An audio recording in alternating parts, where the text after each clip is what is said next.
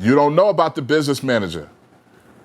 You don't know about the financial advisor. You don't know these things. Right. You don't know. You don't know what's happening, what's doing what. Nobody's gonna give you the code. Nope. Nobody's gonna give you the code. Rock, too much money missing. Yeah. You know what I'm saying? That's what. Too much money. Always watching to the cent. Too much money missing. Something wrong. Can't blow $1 million like that. But you know what? So you watched him blow $1 million. Not blow. We watched $1 million. We watched $1 million get mishandled. Yeah. We watched $1 million get mismanaged. A dude stole You know what I'm saying? $365,000. Yeah, I got caught in a thing. And you know what's crazy about that, Rand? My knowledge of money now, I just know he didn't steal it. He just mismanaged it.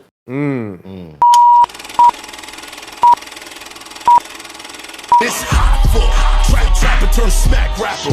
Only smack rapper that you know is smack rappers. Got bars I can hang with the backpackers. Trap star, I don't hang with the backpackers. I'm in the hood with the work you heard. Making fiends leave earth you heard. Got your baby mama thirst you heard. Feel the flow, nigga, throw it in reverse. This the wave you need to surf you heard. Told Jim I need a bomb I could drop on you niggas. Bad boy, I'm never gonna stop for you niggas. I don't give a fuck who you got is the illest. I solidify my spot with gorillas. Now I'm rock with you niggas.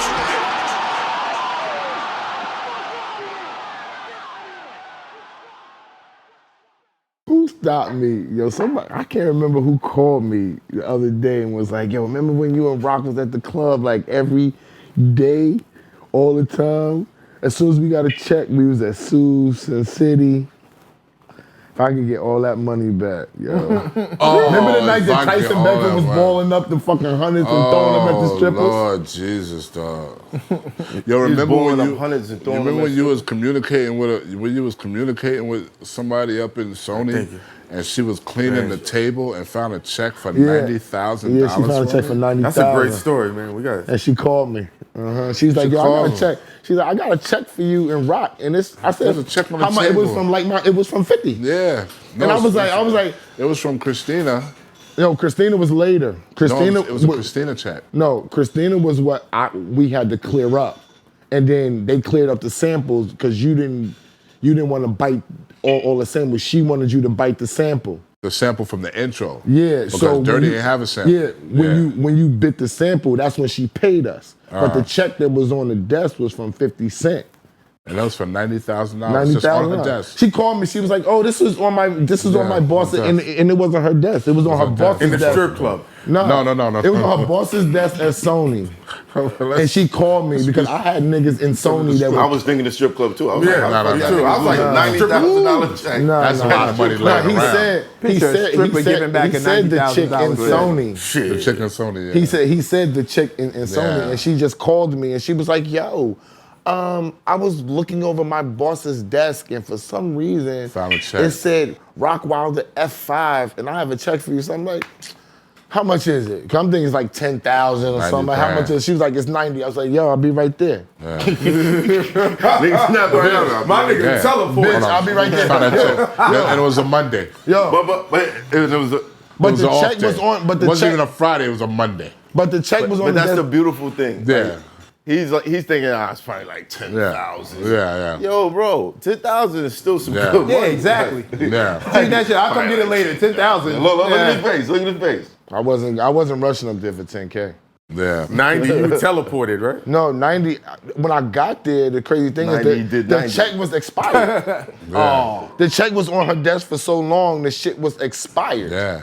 And I had to go back. Nigga, he know I would be in the building all day. Somebody gonna recut my check. Somebody gonna recut my check today. It was on the table. It was on the table. I worked at a booking agency and I found a check for DMX. I sent it to his house. Like I just found it. You a good dude. Some garbage shit. Like clean it up. I was like, why is there a check for Earl Simmons here? Yeah.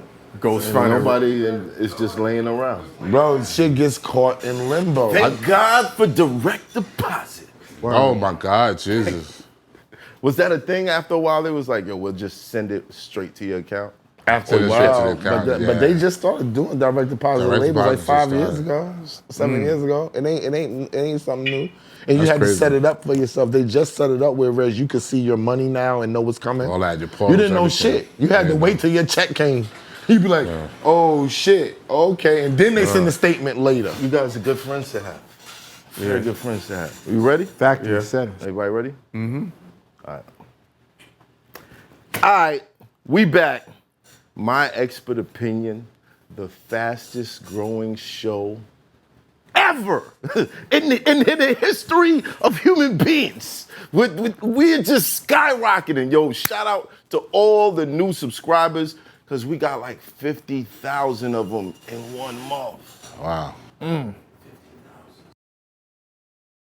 Yo, listen. I start doing interviews and Versace shades and shit. Don't judge me. Don't judge me. I worked hard for this. I'm judging. I worked really hard for this. I'm judging. I'm judging. No, you're gonna do it too. I'm judging the shit It's out gonna of it. happen to you, man. I'm not even wearing Versace hats. You're gonna start getting shape ups with your beard and all. Your braids gonna be freshly twisted and dyed. They're gonna be different colors. And I'm still gonna money judge you. changes people. Still gonna judge you. Talking about the cardboard with the Still spread. gonna judge you. It's all good. It's all good. Hit that like, hit that share. Let everybody know you in here. Don't cost you no paper unless you's a mother hater. All right. Again, shout out to the new subscribers. Leave in the comments how y'all feeling about this VR thing that we be doing. Yeah. You know what I mean? I just put First a podcast to do VR. I just put a post up. Did you see it about the VR?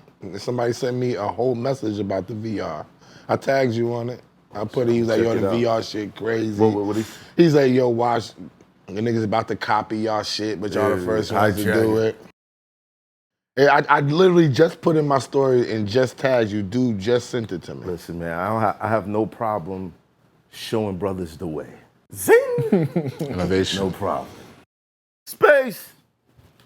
Man, ESSO in the building. You feeling better today? A little bit. I feel a whole lot better. I had a chance to get some rest.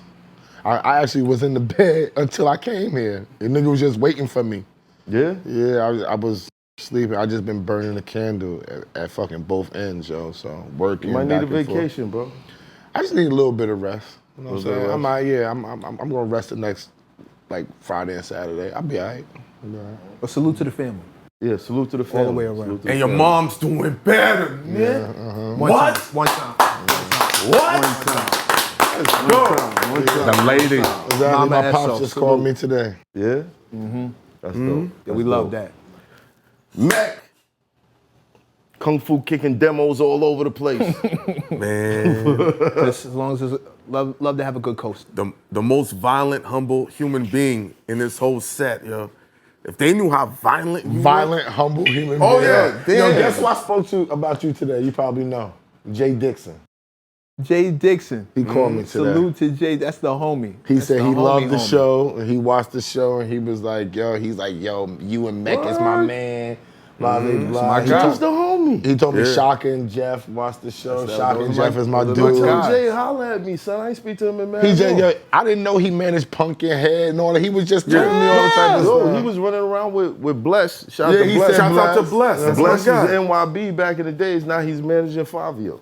Yeah, Really? Yeah, I was on the phone with Bless. Like, I was. he used to come, you know, when I was DJing, Jay would come just hear me rock. You know what I'm saying? Just come sit in the back and let me spin, and you know what I'm saying? And we should just Trying bond to get off this that. guy a night in the club, but you know. It's coming. It's coming. I burned down too. Get it right. I burned down. Heineken. Hoorah. That's what's in your cup? Oh, I don't know what the fuck's in the cup. He can't say. It's Deuce. Hold on. Deuce. What's up, that Deuce? Yo, I want to say at least 3 naked women hit me in the DM. They're ready to come on the show and the new late night show. Oh, I'm sorry. Not on this one, clearly. Oh, my He was God. this close to getting bleeped. I'm telling no, you. I- He this made close. it. He made it today. You know, Now today, we have a sensei, a legend in the production game, legend, and I gotta say production game because I can't just say hip hop. I can't just say hip hop. Nah. Your man has the spectrum. It's incredible. And he's always had good energy every time I saw him. Gracias. Every time, man. We're gonna figure out why today. We got Rockwilder. That's good. And you know what? I'm gonna celebrate a little bit of Duce with y'all today. Yes! Let me find out. Yes! You know Yeah, what? You know what? I'm gonna take a little bit. Oh! Get in on the action. Nigga, don't leave us out. Nigga, More for y'all. Here we go, Enjoy man. yourself. Here More we for go. y'all. I'm gonna drink with my mans Yeah, today. because you I heard? haven't drank in a long time. My man Rock came out of retirement. Yeah, I'm just, you know, Off a just hiatus. Yeah, so I'm a sippy Off a sippy. hiatus. Little sippy Take a sippy sip. Little sippy I'm gonna have a little sippy sippy. Yeah, too. What better way than to do it with the dude said? Yeah, it was your cup that did it. I know. You know what I'm saying? I'm an influence to all the popes and monks. Cheers, cheers. Cheers, cheers. You need more than cheers. this? Nah, that's cool. That's cool. Now, Rock. I ain't even gonna need that. Cheers, ready, Rock? Cheers, Are we gonna get you out of cheers, retirement to go to the strip club? Oh no! Strip clubs burnt it down. Big shout out to James Blaze. We burnt those down. Yeah, shout out to James Blade. There's nothing else that we have to do. I do want to say something before we start. What's up? I just want to tell this dude right here, thank you for, allowing me to manage him when I was a young kid. You know what I'm saying? I didn't necessarily have the credentials, but he saw I had the hunger and the knowledge, and he trusted me with his career and made me an A-list manager and gave me relationships for Dr. Dre, Beyonce, on down. I probably wouldn't be here doing none of this if it wasn't for him picking me up in 2003. So I just want to say thank you. Oh, respect. Toast to that too. Yo. Salud. Yeah, Y'all man. made The magic. hustle definitely was there. You know what I'm saying? It was definitely the hustle. It was hustle that you're seeing at a time when people was hustling.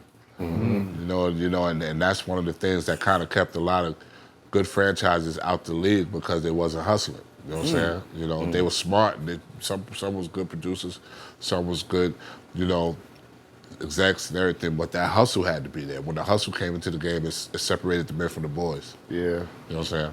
So you want to get into gun and Shit was two guns different in the back vest. then. We're gonna get into two guns in the vest. Two guns in the vest. Oh, the two definitely. guns. Oh, but I like to start these things off. Just jump right into why didn't you sign with Jay-Z?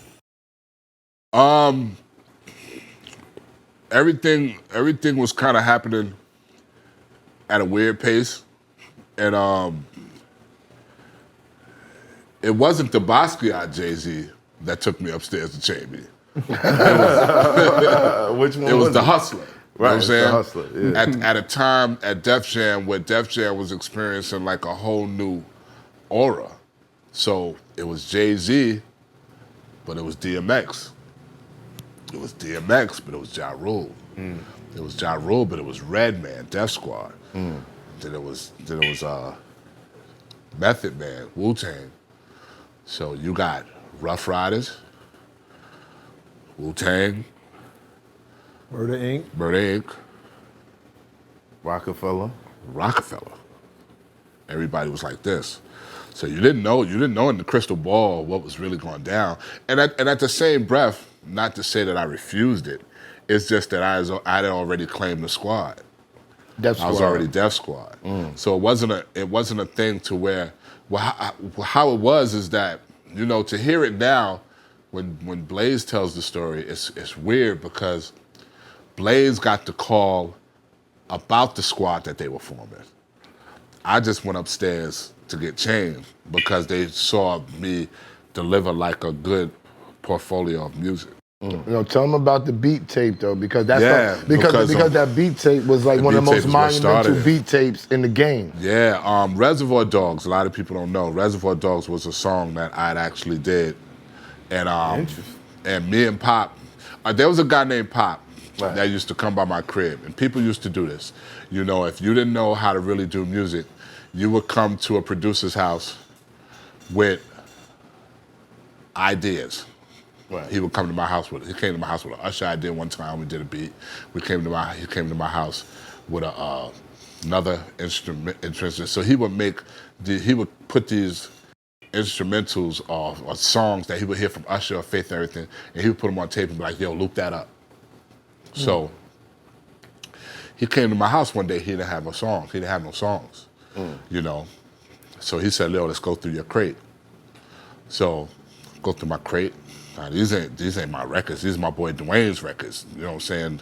My boy Dwayne from Queens, because he had a group, so he was loaning me his crates of records. So I was going to the studio to work with him, and I would use his crates of records. So I went through the crates of records. I pulled up. What was that, Shaft? Pulled it up. He was like, "You did anything with it yet?" I said, "Nah, I ain't really do nothing with it yet because this is my boy's crate, but I'm going through his crate. I touched this." He was like, "All right, so we should loop that up, see what's up." So I looped it up, chopped it up. He took the beat, made a copy of it, left my crib. Next thing you know,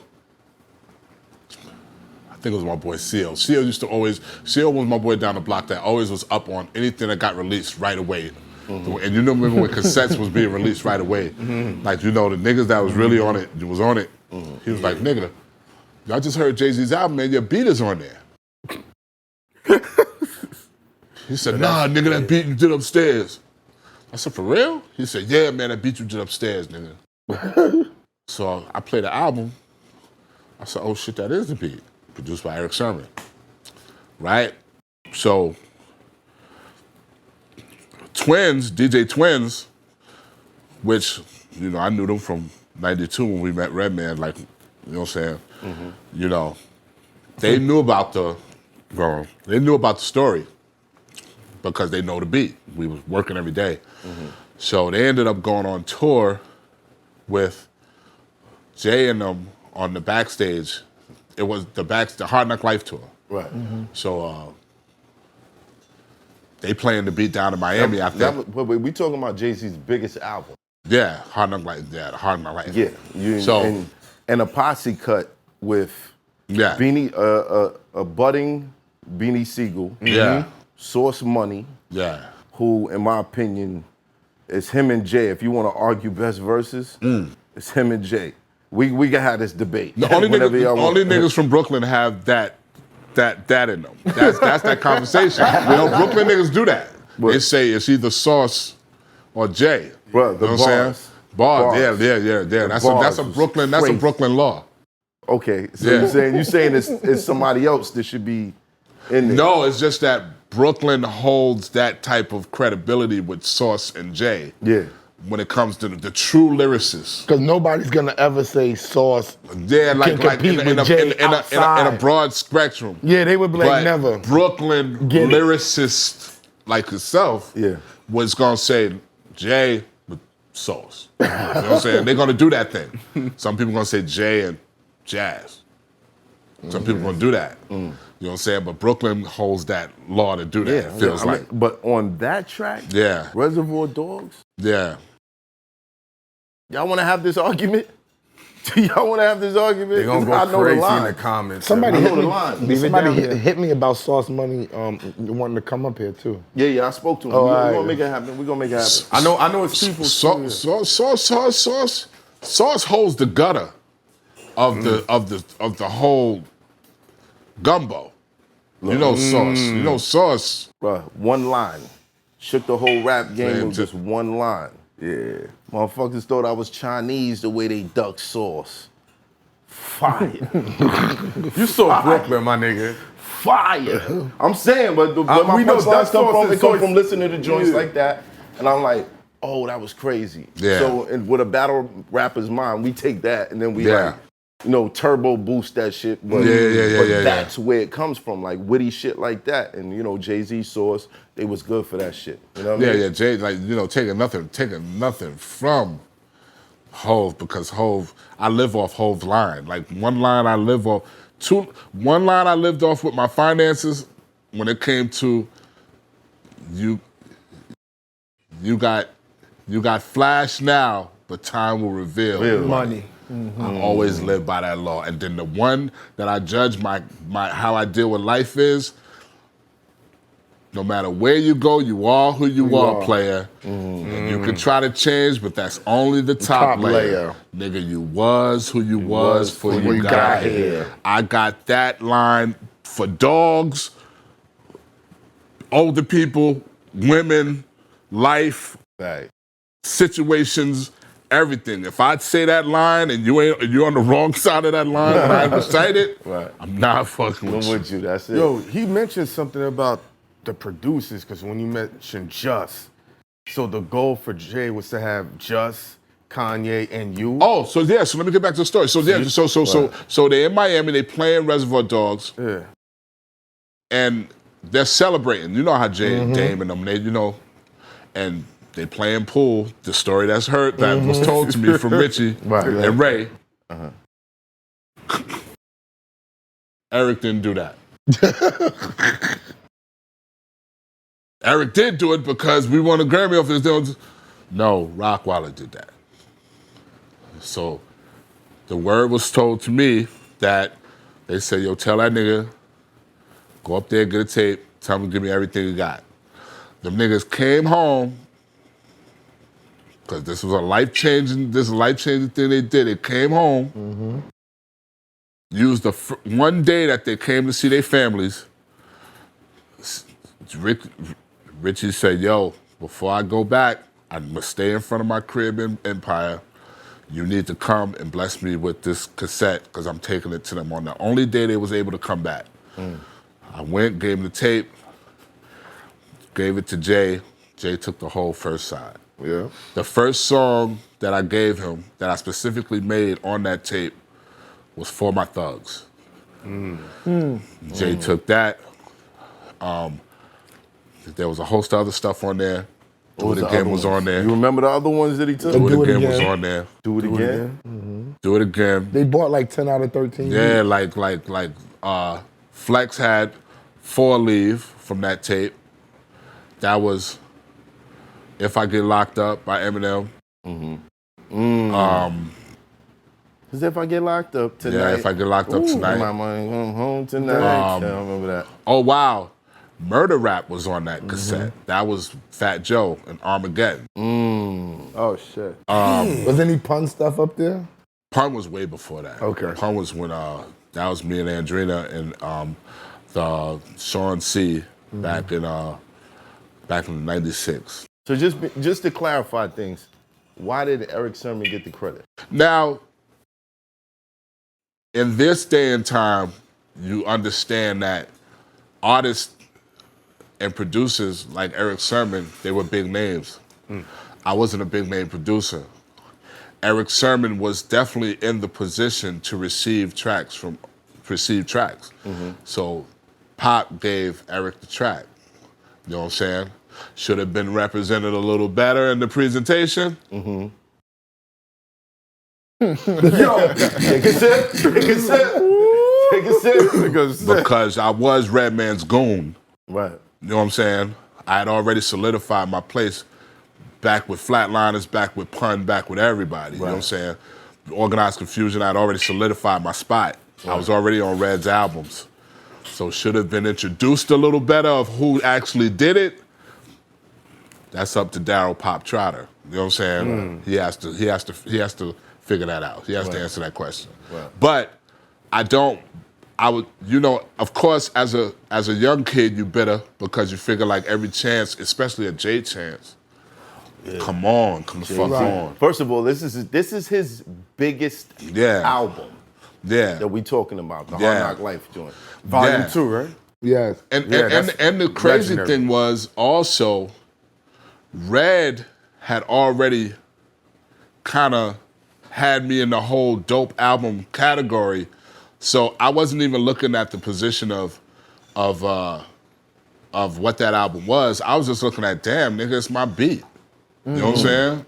You know what I'm saying? So, so when that happened, and I did that for Jay was in Sony, so I was constantly coming in there with beats, and he was taking stuff. On that Stop Chill was on that beat tape too. Stop Chill. So when Stop Chill, so when it got to the Stop Chill project, the vibe is in the room like, yo, we need to sign this nigga. We need to chain this nigga. So they took me upstairs and they said, yo, we want to chain you. Now, I'm not going to front, had I not been with no squad. And to tell you the truth, had I thought about Reservoir Dogs, you would have done it. I probably would have just, you know what I'm saying? Yeah. But Redman ain't never did no shit to me. And Eric ain't really do no shit to me neither. You know what I'm saying? So I was loyal. You know what I'm saying? I was just loyal. I was just, you know what I'm saying? Crew Were you under contract with Eric? Nah, never. Red never signed me to anything. Red never signed me to any contract ever. He never put his claws on me. Never So did you ever get the money for that, for the Reservoir Dogs joint? Reservoir Dogs, unfortunately, I didn't get the money, but it started my Jay-Z relationship. It started it. And then I was able to drop that damn Do It Again. Because Do It Again was in the anger of Reservoir Dogs. Rockwilder was in the anger of Reservoir Dogs. Right. A lot of great records that I was trying to prove myself to beat the odds of what I lost in Reservoir Dogs, I was putting on that tape to say, all right, fuck that. Now, originally, was the Prodigy sample in the original beat? Now the Prodigy, all right, so we're gonna do the throw your hands up? Yep. All right. So, of course I'm doing the beat, throw your hands up joint, come on. I actually took it from the acapella of Throw Your Hands Up by Cypress Hill. With Cypress Hill, MC8, Redman, Eric Sermon. I think that was the only people on there. So I put the Throw Your Hands Up in there. I'm figuring since it's only an acapella, ain't really nothing to clear, and it's a remix. So the Soul Assassins say, yo, this is a Soul Assassins in the building, want a new Cypress Hill remix. We want you to throw your hands up. Yeah. I said, I'm gonna throw your hands up. Put it in a song, I didn't think nothing of it. So, song comes out, blows up. All of a sudden, my Jan Walden, my lawyer, calls me in the office and says, yo, I get a call from a lady talking about Throw Your Hands Up is somebody she knows. She puts a claim in. So then Jay asks me and says, yo, Throw Your Hands Up is that? So I said, damn, I sampled it from a joint, acapella, you know what I'm saying? I was saying to myself, it does sound like P, but it does sound how the like fuck? P. I always thought it was I just thought somebody was a good sample nigga that caught it. Yeah. True story. I'm in Virgin Records when it was on the 42nd Street. I mean, not 42nd Street, but the Times Square. Yeah. I'm in there buying records. I'm online looking at a girl at the cashier, and from the way the line is gonna work, I'm gonna walk to her. Right. So I'm like, damn, she's fine, man. Like, bad shit. Damn, the way the line's working, I'm about to go next. You're You know gonna what I'm get to saying? that. You're gonna get to. Homeboy starts stalling with her. This dude calls me to the cashier. I put all my shit up there. He looks at me, he says, yo, you Rockwilder, right? He said, yeah. He said, yo, I'm gonna throw your hands up, nigga. I'm gonna throw your hands up, nigga. I said, what? He said, throw your hands up, that's me. That's me. I said, yo. I said, how did you know that was you? He said, I'm laying down with my girl. He says, the song comes on. I'm like, yo, this song is hot. This song is hot. She starts listening to it and says, babe, that sounds like you. He says, nah, that ain't me. She said, no, let's play this again. She said, babe, that's you. She was the one that called my lawyer. He said, I would have never knew. Did you He end up said having she to pay him? pointed it out. Now check this out, and here's how I know. No, first of all, hold on. What did you say after he said, yo, it was I'm me, looking I'm at the my one life. suing. I'm just looking at the, I'm the one coming for the God, check. I'm like, God, okay, so I'm looking at this line. I know how this line's supposed to work. Right. I was supposed to be there. Right. You send me right to the dude to clear this whole thing up. Now, from what I do know, is that although I sampled his voice, that was a remix of an original. So you can't get paid. So the original people get Gotta paid. get paid. He don't get paid. So the original Throw Your Hands Up mix, I think, gets paid off of the writers on that. Right. The Soul Assassins remix, I don't know if they get the money. No, they don't. Wow. You know what I'm saying? I hope he got paid. No, he don't get the money. I hope he got paid. He ain't getting nothing. So he made that call for nothing. Well, I think right now he can ride off into the sunset like, yo, I'm a part Part of of history. Yeah. part of history. What about the original sample that used his voice? Would he get paid off for that? No. No. It's not He never his. said it on the original. He was on the remix. He was on the remix. So once you on a remix, technically most Yeah. remix. No, hold on. Let me goes to the understand the original. sequence because I'm lost. You took it from a song, right? So what about from that original song? No, I'm trying to explain to All right, you. my fault. When you do a remix, you don't have no rights to it. Very few remixes do they go back and restripe them, which means that you can make money off it is if they restripe it. Yeah. Right? So when you have Bootylicious remix that goes wild crazy, they'll restripe it and give you royalties off of it. But Yeah. you're not going to get publishing off of it. Yeah. You're going to get royalties. So he probably got royalties, but He not didn't published. get no royalties. Nah. That ain't Because happening he either. he remixed the original. So he Do you has think to, he gets money off the original? he Since can't- No, he has to you're pay missing- He has to produce the original. He remixed would have had the to produce the original. The original people are who have the rights to everything. So if I go lay this beat down and you put something on my beat and make it a remix, you have no rights to I'm my talking shit. about the voice, right? You have Same no rights shit, to bro. my Same shit. shit. This is a remix. You have no rights. I So created this. it might just be a buyout. Not just been a He buyout ain't of a buying fee. nothing. He ain't getting Well, he got paid off the nothing. remix. He ain't gonna get. That's If tough. he gets paid off the Nothing. remix, Yeah. he can't get paid off of what you did from another nigga record. Unless he brought the original. It's a Unless wrap. he He brought the can't get original. paid. Wow. Unless he brought the Well, original. let's If he hope, brought the original, let's hope that from he- the actual Rob, issue if of he it. had if he had the money to buy the original, he wouldn't be cashing you out at in the record store. So what happened when you we saw cut it?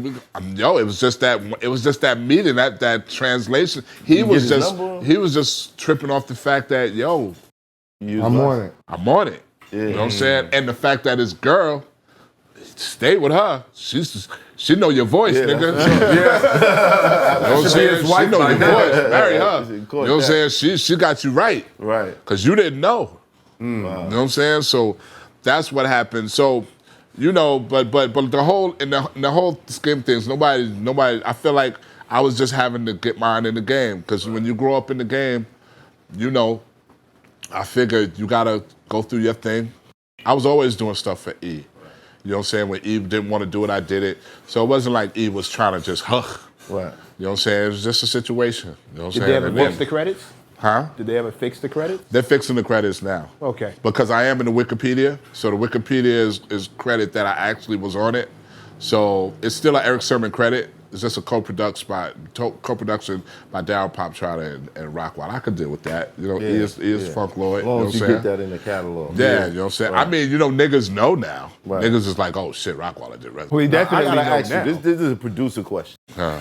Because when I heard that record the first time, I was like, because I used to produce. Yeah. Like, is that a 3-bar loop? Do it again. Do it again. Do it again. It's a 3-3-3-4. So it's boom, boom, I was like- boom. And the crazy thing about Right, that on the was, third, and then it switched over to. I was trying to just be a little different from how the beat tapes is being submitted to Rockefeller because they was going through beat tapes. Jay is a beat nigga. He goes through them beats. And you know, Dame is definitely the comedy of it because if the shit ain't hot, he gonna laugh at you. You know what I'm saying? I was just you know, amazed that like, yo, it's a 3-bar loop, but they're riding it perfect. Yeah, they're riding. I think me doing that kind of like made things different. Like you know, kind of like all right, nigga, I'm here. You know what I'm saying? I did that purposely, and I was definitely inspired off Q-Tip's 3-bar beats. Q-Tip has amazing 3-bar beats that I was definitely in love with, and I was also the intros that I was Shout out doing. to Q-Tip. Yeah, shout out to Q-Tip. Thank You for Award Tour because that song is like so infectious to my life right now. I play it every morning like Award Tour. I play it. You know what I'm saying? And my intros was inspired off Swizz. Because at that moment before that, I was just doing beats for albums. I was just happy with doing beats for albums. But I did see that the dance floor in the club was kind of going to this next thing, and Swizz was definitely introducing that type of vibe, that energy. That was definitely dope. So, you know, niggas was coming and saying that they needed joints, and I knew they wasn't dealing with me just doing just any old beat, like a beat a certain way. Right. So I just took the hottest thing that was going on, and that was Jigga My Nigga. And he said, bam, bam, bam, bam, bam, bam. I did, bam, bam, bam, like I was being inspired off Swizz. That was definitely influenced by Swizz. But to this day, when that rings off,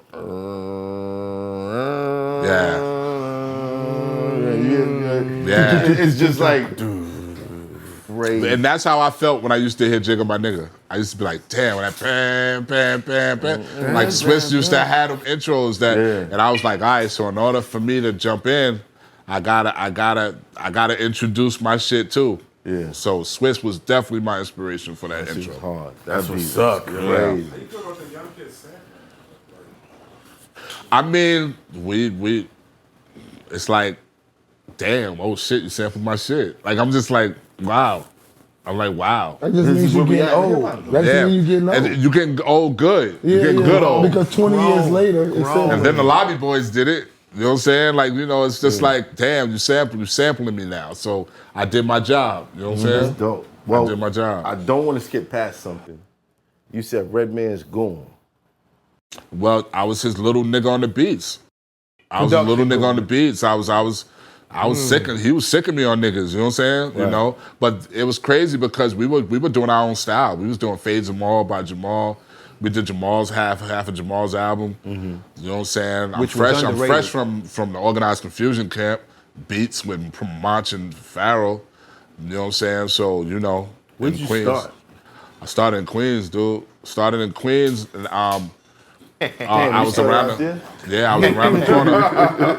I was a little kid. I was a little kid popping in Queens, but around the corner it was like Motown, man. I had a best friend by the name of Khalid, and his brother was Sheikh, Little Sheikh in the hood, and back then it was Wild Style and all of that happening, and it was a crazy thing because hip hop was doing such a thing to Queens and Brooklyn.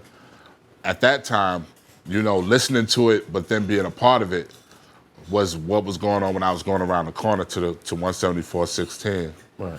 111th Avenue. You know what I'm saying? That's like my Motown, you know what I'm saying? So Khalid and Sheikh was this amazing dancer.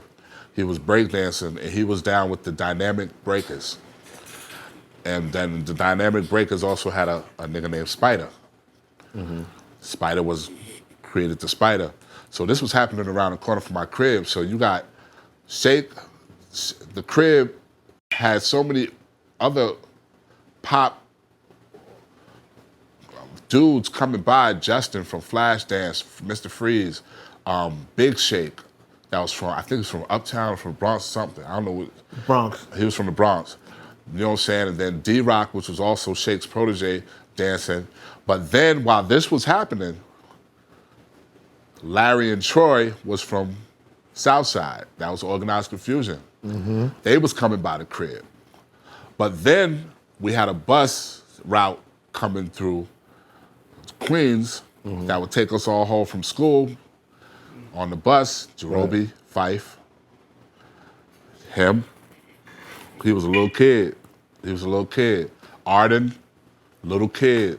That be with Jerry Wonder. These are babies. He was a baby. He's known me my whole life. You know what I'm saying? That house he's talking about is my mother's house. Yeah. Wow. It's my mother, Sheikh is my older brother. Yeah, so big shout out to Jerry. Shout out to Jerry. Yeah, Jerry Council, yeah, she was serious. You know what I'm saying? So Sheikh is becoming this amazing artist. Across the bridge, LL was about to pop. Run was about to pop, DMC about to pop, but then I'm going to church.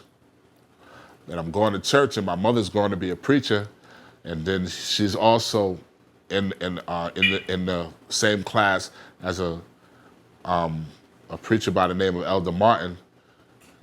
His son was Christopher Martin. Christopher Martin. Which was Play. Play. Wow. Kid and Play. So this is all the happening. show too. Yeah. This is all happening It's around. all happening around the same time. Like we're on the bus. He's a baby, but in the back of the bus, Fife and Jerobi is like, "Yo, Was John." he an annoying kid? Was he? Nah, just like you know what's funny? You know what's funny? We played, we had fun, but the music was right there. The music was right Everywhere there. We around had you. Spank G on my block. My boy Andre, his brother's name was Spank G. Spank G and Dada Rock from Southside. They was rocking with Grandmaster Vic and DeWitt. Meanwhile, the Lost Boys whooping niggas' asses on 169th and Rockaway. Like they 169th at the train at the bus station, but then at Rockaway, there's fights going on. There's Hollis and Southside. Yeah. I'm going to Martin Van Buren. Irv Gotti's going to school. He's bringing in the Bigger and Deffer cassette. But then again, one of my best friends, big shout to Craig, Lamont, Dennis Cherry. Dennis Cherry's nephew was Ja Rule. We cut in class going to Dennis' house. Ja Rule in the crib, little stocky kid with curly hair, looked like he needed to do something. Either you gonna be something, either you gonna be a dope ass drug dealer, or you gonna be a rapper. You gonna do something. But then again, we go to Coliseum. Somebody pulling up with the Benz is 50, chubby 50. Wow. Talking about all these niggas is whack. I'm about to fuck all these niggas up. Watch. Drugs, selling drugs, hustling.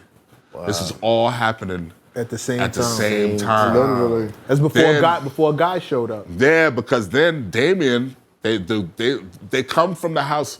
Shake then just got Khalid, my best friend, to dance in this video called Groove Me from Guy. Next thing you know, this group is supposed to blow up. Teddy Riley's in the group, this new sensation producer. Damien ends up staying at Shake's house during the time of the Guy situation. So when Guy came out, and no disrespect to Damien because he had money, he had a situation, but it was just everybody was always at the house. It was always at the house. So Damien, when Guy album came out, Damien was living at the house. I remember. He had 7 #1 records, and he was staying at the house, and it was just so crazy how everything was happening. Then Prince and Monch did Who Stole My Last Piece of Chicken. Irv Gotti just doing everything. He's doing everything. Cash Money Ja Rule Click get and Cash all that. Money Click with Jody and Chris Black. Like everything's happening and Mike everything's Geronimo. happening. Yeah, Mike Geronimo's happening. Everything's happening. Get the And we're a fortune, part of it. motherfucker We're going thing. to the park jams. We're going to the studios. Tribe Called Quest. We look in the back of the video of the El Segundo. There goes Jerobi and Fife, my school niggas. We still on the bus. But while that's happening, they're still riding the bus. They're still getting on the bus at 169th Street. So I gotta ask you, because Q-Tip told a story about... Hold on, real quick. Rest in peace, Shake. He Oh, passed yeah. away. Oh, come on. yeah. Oh, man. Rest in Rest in peace, peace, Shake. We just celebrated a birthday. You know what I'm saying? Rest in peace to my man, Shake, man. But he is the reason For all of that. For all of that. He was all of that. And we call that house 174-16. That's We call that Motown. Motown. That was big Shout out to Miss Shake, Council. Khaled, Miss Council, Janice, Raymond, Sade, Sade, Diva. Sade. Wow. You know what I'm The saying? whole family. All of that happened. All of that happened in front of that house. Magic was happening in front of that house. Bobby Brown came to that crib. I'll Be Sure came to that crib. Aaron Hall came to that crib. Teddy Riley came to that crib. She got plaques. This is like... Miss Council got plaques. Yeah, she got plaques on the They walls. gave you know her what I'm saying? plaques. Yeah, they gave her plaques. Crazy. This is all happening in the youth of us, like not even knowing what I didn't even know what I was going to be doing. Right, but And then you all were of a around sudden, it, you were surrounded. I was around it, and then all of a sudden, I did a beat tape. Me and my boy Tyreek Lawrence, we did a beat tape. I gave it to Mike Orgal. Mike Orgal and Shake and Damien got together with Teddy Riley in their purple. Shout out to Teddy. Yeah, Teddy in the purple MPV, and they sent me over to Zan's crib in Jersey. A dude that I just met, but he put me in his home and he let me stay in his basement and learn how to work the MPC.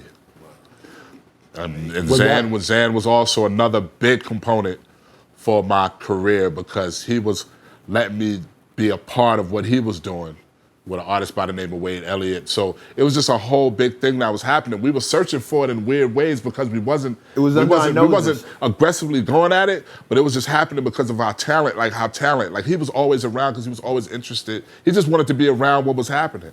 And look at him now. You know what I'm saying? The fascinating part to me was watching them in the living room, watching Video Music Box or listening to whatever. That Video Music Box was like church. Yeah, and this is me like literally cheating. When I tell people I'm cheating, it's because I have generations of hip hop from dudes who had the original albums, early breakdance crews. Yeah, that's why my standards are so high. And I used to sit there and watch them, my big brothers. You used to breakdance?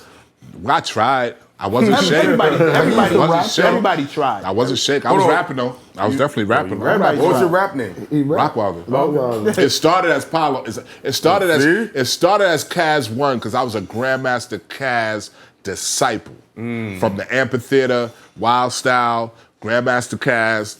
I was a Fantastic Freaks joint, Fantastic Freaks, The Cold Crush, Wild Style. I worshiped that album. That was my Bible. That I worshiped that album. And when I got a chance, I called myself Kaz 1. I didn't know who I was disrespecting. But in my Queens, I was Kaz 1. Then I went to Apollo, Greek God of Poetry, and then I went to Rockwilder. And they would sit around watching TV, talk about, see, that line right there, that nigga biting, he biting, he got that. And I would be back. How the fuck do you know? Out of all the songs, how did you know that line came from that guy? Like, that shit used to blow lyrics back then, man, it was a special thing. With the biting, that biting thing, it was spoken about biting in people's raps. There's a lot of bite lines, like KRS-One talked about biting, Shan talked about biting.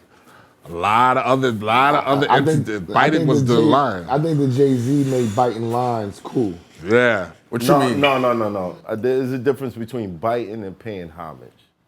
Well, Jay-Z. Oh, you said Jay-Z made homage. I think he paid homage. He paid homage. But okay, I mean, y'all gonna say that, right? Yeah. But he would acknowledge where the rap came from. Y'all gonna say that. I got it. But the people outside is gonna be like, yo, and we've heard it before. So y'all can say homage, but you know we've heard it before. I think a KRS-One back in the KRS-One back in the late what's 80s. That first album?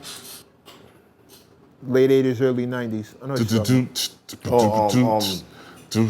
Love's Gonna Get You? No, the first album of Boogie Down Productions. Oh, the first album. Back then, it would have been a sin to recite a line. But I think Jay made it fashionable because Jay took it and did another type of thing to it and made it like he was actually saluting the artist. Right. And him saying it, how you gonna fuck with me? Because I'm me. But you that's how Jay did it. Jay put a chain on it. You gotta remember, Jay was shouting out his man. Yeah. And continued to do so after his man was gone. Yeah. So here comes a generation of kids who don't know his man. So they just know him, and he's reciting these lines. Yeah. So they just think reciting someone nostalgia. else's lines is cool. And that's This is what nostalgia. I'm saying. He's putting the nostalgia to the.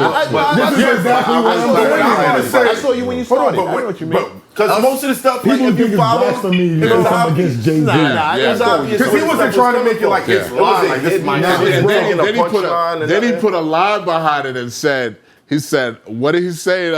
I could. I'm not a biter, I'm a writer for myself. Say the whole thing. When I say a lot, I'm only bigging up my brother. Bigging up my borough. I'm big enough to do it. I'm not thorough. Plus, I know my own flow is stupid. So them rings and things you sing about, and then we need to do a Biggie line. But he did that. He said that. I got chills. I got chills from the liquor when you said that. He said that because he was catching heat, and niggas is forgetting that because this is 20 years later. What was going on? We was in there. He was catching heat. Niggas was saying, "Yo, it's cool to use Biggie, but you're using him too much." So he was. And that's why. And you know that, and that's why he came back with the line. There might have been a conversation, but he addressed it very quick. And when that nigga said, "Plus I know my own flow is foolish," so all of them things bring him out. He went back to the bullshit. I said, "All right." So, he's clear. He was paying the kids. Clear. He was paying. Yeah, he's paying homage. No. Was it because he was money? He was publishing, getting the publishing and giving that to his kids. He was paying. So was it because he was doing it too much, or because he did it? No, because niggas misunderstood what he was doing, and people just want to jump on a trend and without even really understanding it. So him bigging up his man constantly. All you see is him repeating somebody else's lines and don't know the science behind I understand, but the time frame he's doing it, Biggie hadn't been dead that long. So hold on. He was dead long. No, listen. It's close enough. Biggie's music is so lifetime. We know it's his lines. We know. Hold on, listen. We in the know. time he's doing it, right now, he ain't been dead that long. So people gonna know and say, that's Biggie shit. Right. But nobody. If he was doing it 20 years, What do you this is what I'm consider saying. not This is that what I'm long, saying. though? No, it's not. It's what, still, 5 years is enough? It was more than 5 years. When? But yo, It was like frame? 7, 8 years.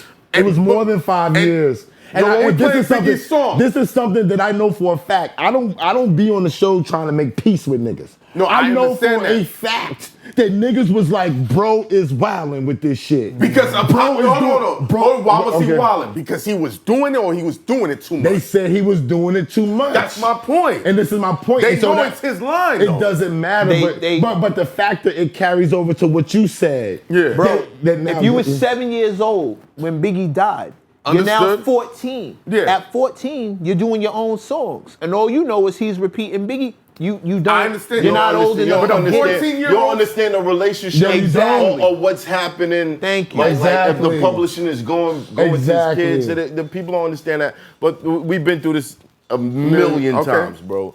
Hov ain't nobody. His own flow is It's foolish. Foolish.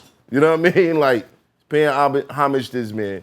That's cool. I'm talking about biting where somebody would take a Stealing line it. because they think They people don't think won't you gonna recognize know. where it came from. I know, but y'all are dig saying what it I'm in a saying? different context. You're not understanding the context of me and him No, I saying. understand where you We're coming not from. saying We Hov- understand We're not that. saying I that get Hov where is you're a coming biter. from. 1 No, we're billion not saying percent. that Hov- That that it's Hov- not. It's other people who might not. It could be understand misconstrued for that, and that's why But these that's people will why go out we're and do here it. to tell y'all, Yeah. Jay-Z is the man. Because, Math, you just spoke about that, especially in battle rap. Niggas is sitting there like, oh, he ain't lit enough. I'm gonna jack his Yeah, shit. they take my stuff. I think in battle rap now, biting is like a gun, it's like a shot, right? Like a shot. You can't bite. You can't bite at all. No. Oh, niggas doing that shit. No. They doing it. There's a whole debacle right now. I don't even want to get into Oh, it. man, like, There's a listen. whole debacle going on right now with a Funkmaster Flex freestyle in somebody's first round. It's crazy. Oh, my I'm not gonna get into wow. it. Jesus Christ. I'm not gonna get into All it. But there's been plenty of biters. Like I've heard my lines. I watched the Yeah, battle. you punched people in the face for them lines. But no, not for the line. I haven't. You addressed your biting. These are my peers. Some of You've them addressed like. biting very well. But I feel like I've seen battlers battle each other, and both of them use my lines before. That's a And I just sat there like, yo, this is crazy. That means they owe you royalties. No, You're now being sampled. No, You're in the battle rap Rockwilder era. owes them You're being royalties. sampled. I've But that's heard another your conversation. line. I've solidified my place in the something spot with killers gorillas and with the now gorillas. rock with you. That Yeah. line has been your trademark. But it's the punchlines There's a punchline. that they'll just take little pieces or try to restructure it. That's biting. Yeah. Because now you're doing it in a way where you think nobody's gonna recognize whose line it is, and they're gonna give you the credit for it. Wow. Yeah, Jesus. that type Like of biting is what we like. See, we got away from the times when that shit, and It was I grew uncalled up for. when that. Oh was yeah, not that we the shit. grew up at a time when biting was not like it was fight. It was niggas showed up to your show if you bit. With baseball bats. Yeah, KRS-One was Throwing was niggas off addressing it. stage. You know what I'm saying? A It lot of wasn't other for bite- crews for less were than addressing biting. it, but BDP was addressing it. Yeah, definitely. Who did they address? They were bombers. Yeah, From my because, knowledge, shows was being crashed with the whole Juice Crew and BDP thing. That was a lot going on with that, and then it was LL Cool J. Yeah, it was LL Cool J, but LL Cool J, And I don't know. KRS? LL Cool J, we're going back to Bigger and Deffer. LL Cool J was God. And he wasn't really biting too much. He was creating his own lane. No, I don't think biting. him I'm just saying. I was biting. talking about the clashes. Oh, with when like it came, when the KRS. clashes came. Yeah, nah, I was just talking about the clashes. I that never was thought later that on. LL When it bit got nothing. hot I was like talking that. about- I was talking about Yeah. clashing. It was dope to see LL solidify his spot because he solidified his spot. That Bigger and Deffer album is probably one of the best albums of all time, dude. And I hear he has another album coming. LL? Yeah. Yeah. Who was it that played a? He was in the studio with Dr. Dre for a second. No, but someone came to the show and they played a snippet of something new from him where he was just blacking for like 40 bars. 40 bars? Yeah, son. He's always going to be a rhymer. People underestimate him as one of the greatest of all time. LL Cool J is beastly. He coined the phrase. I've seen this man rock shows for like 2 hours and change. No hype man. No hype man. Yeah. All across the stage the whole time. Oh yeah. Bro. I said, nah, that radio performance. You got it. Yeah. You got it. Yeah. You got it, bro. I knew it was a problem when I saw him on a circular stage. I'd never seen that. Was that a Sony? It was, no. We was at the. It was at one of those conventions. Okay. Like one of those like all music conventions. Like Jack the Ripper. Jack the Rapper back then. Right. One of those. There was a circular. I'd never seen it. The whole stage was a circle. There were people literally 300. Yo, he never stopped moving. On a circular stage. The stage wasn't moving, but this nigga rocked forever. Nobody got bored. Even when it's a cardinal sin for y'all who are watching. Everybody knows it's a cardinal sin to turn your back to your audience. Unless you're doing something super specific, unless you got a move you're doing, turning your back to your audience is like rookie, amateur night, 101. You fucking cornball. This dude, nobody cared that his back was turned because he was going so hard. And I'd never seen no shit like that before. A rapper on a circular stage and he just bodied it. Again, for like a 4 hour-long set. Like he's ill. Bodied it. I got a question for you though, Rock. Do you think that you're the most underrated producer out right now? Nah. I just feel like you got your Tracy McGrady's, you got your Kobe's, you got your Iversons. You know, you got people who just did what they did. And I had to grow into that, you know what I'm saying? Because of course you have, you know, my son Pup is always the one that's like, yo, Pop, you gotta get back in, you gotta get back in. I'm like, come back to what? You know what I'm saying? Like, you know, like, I did what I did. You know what I'm saying? Like, should our team had more of a hustlers franchise in it? I would agree so. You know what I'm saying? You know, me and Red talk about it all the time about how, you know, the cracks, you know what I'm saying, and the little things, you know, probably stop the Rockefeller movement or the Rough Riders movement, these big, huge movements that people did. But we definitely appreciate the iconic positions that we're in. You know what I'm saying? You know, we you know, Redman is still hands down one of the best rappers ever.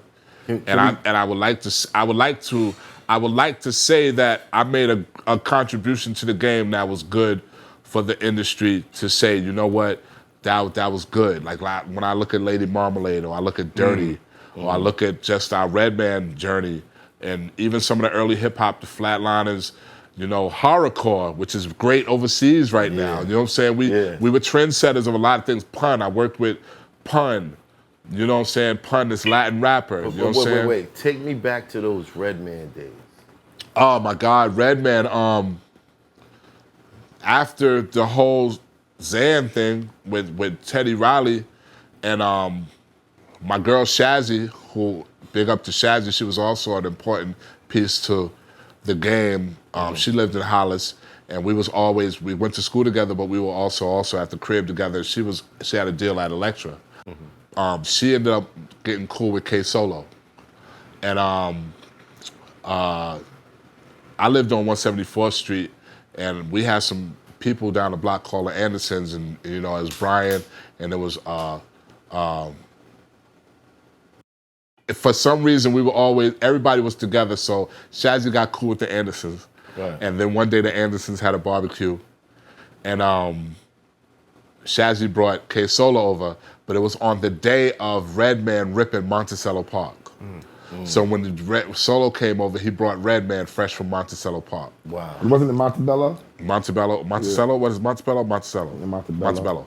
So Red came in the backyard, got some chicken, came out, but this is when the talk was like, yo, Redman. What? All right. So which Redman is this? He comes into the backyard. What does he look like? Afro, like looking like he was about to get signed.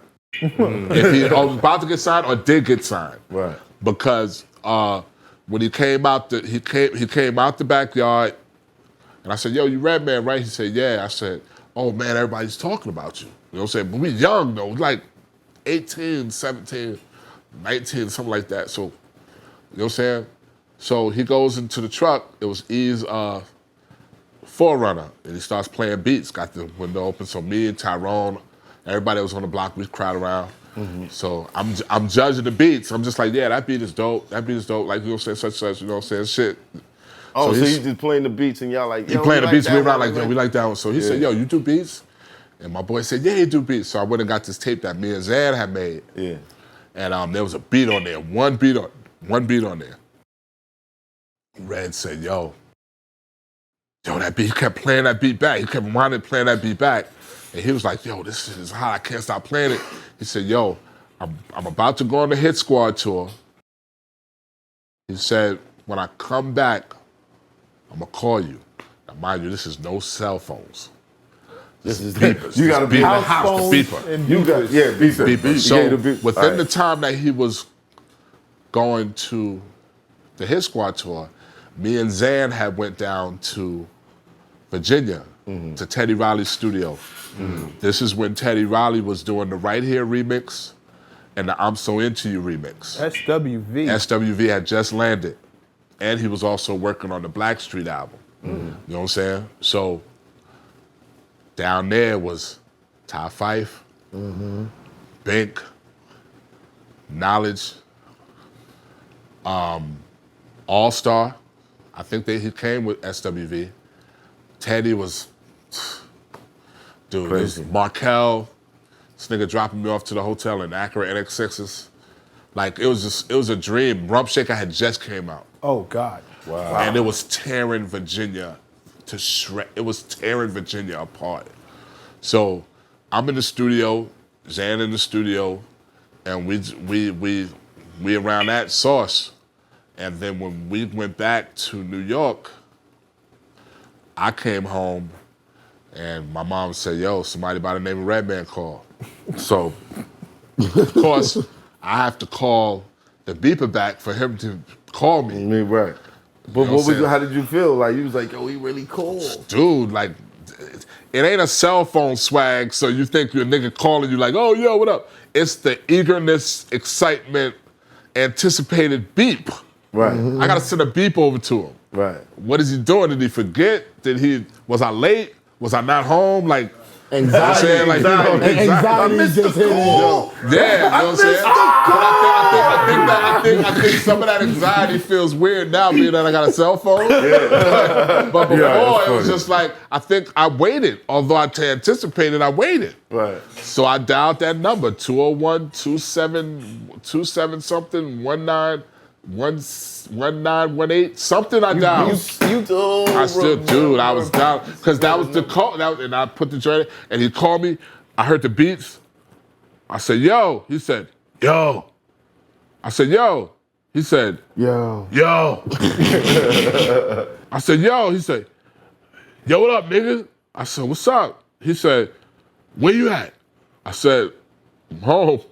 I'm home. He said, I'm coming to get you. So I'm coming to get you.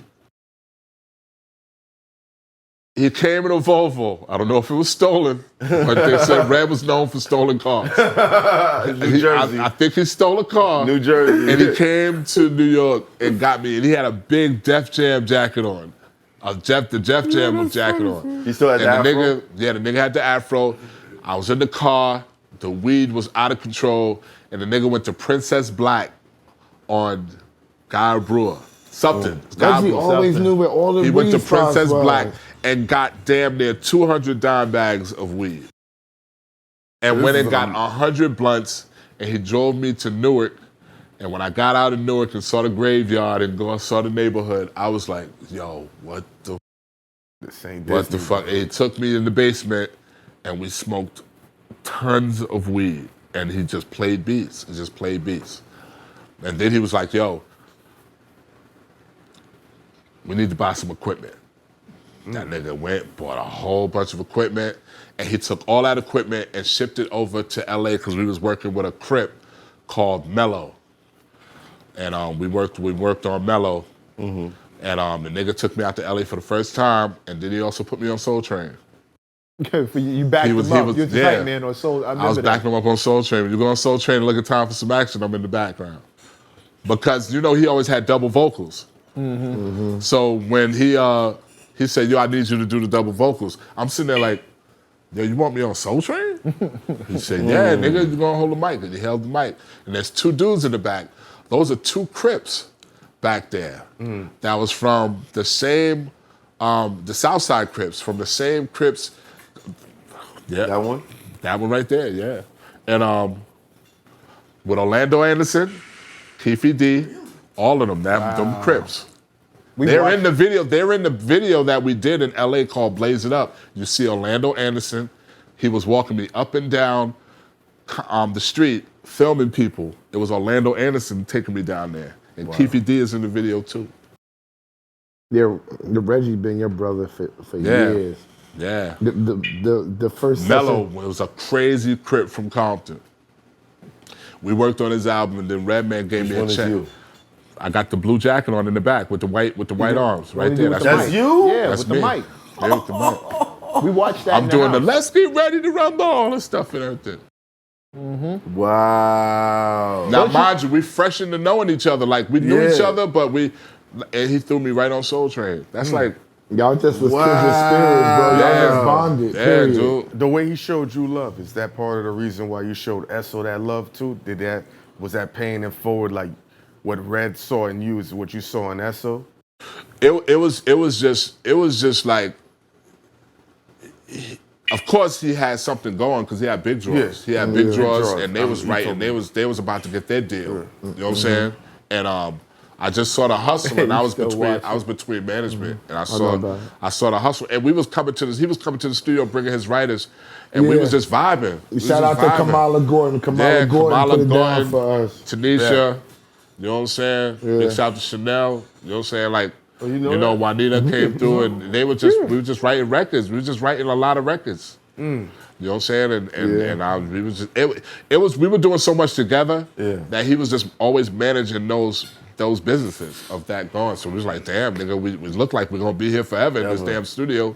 Let's just keep it going. I was shocked. You know what I'm shocked saying? that being around somebody so business minded, you haven't extended the business. Like Eric was in the cars and doing all. You got a rim shop, and Teddy Riley. We see what he did. Yeah. You know what I'm saying? Like you were around all these, even Q-Tip. You know what I mean? Like we see what all these other producers, but you're so locked into production. I love production, and I never wanted to be there. That was my comfort zone. I never wanted to step out of it. You know, but I've always got approached by great business and always was down to do whatever there was. And I think that was one of the things that kept me so good too, because even we started, my boy Fat Fingers was not actually my manager, but he came to me and came to me at the dawn of, the music going to the internet. Right. And he was just like, yo, have you ever thought of leasing your beats? And I was like, what are you talking about leasing beats? And he was just like, yo, man, like making your beats available on the internet for people to lease them, not buy them. And I was like, I'm not doing that. Like, what the hell am I gonna do that for? Like on Rockwilder, he was like, yo, give me 20 beats that you ain't fucking with. 20 beats. I never said no to anything. I just was. Yeah. Nigga came back. There you go. How much? He had me at the back of the magazine. Rockwilder's $10, $20 beats, and I'm looking at this shit like niggas gonna think I'm on crack. But I had a knot in my pocket. Didn't check this out. I was in the party one day. Irv came to me. Irv said, and he stood right beside me and did it just like this. He said, yo, when I thought you did the $10 beat lease thing, he said, I thought you was on crack. He said, but then I thought about it. If you give 100,000 people a $10 beat, that's $1 million. I said, word? He said, word. That's some genius shit. He said, it's really too early. He said, but there's some genius shit. Yeah. So from there, we did rockbattle.com. Now, rockbattle.com was a site where a lot of the producers that are hot right now came from that site. Such as? Young Fire, All right. Rod Charm, Cafino. I don't want to say their names wrong. I don't want to say the instincts. I don't want to say the stereotypes. I don't want to mess up. But a lot of producers, I'm saying this, we was paying out money to, at a time in early 2004. We started rockbattle.com. It was a site where producers were able to battle each other. They battle each other, they get money.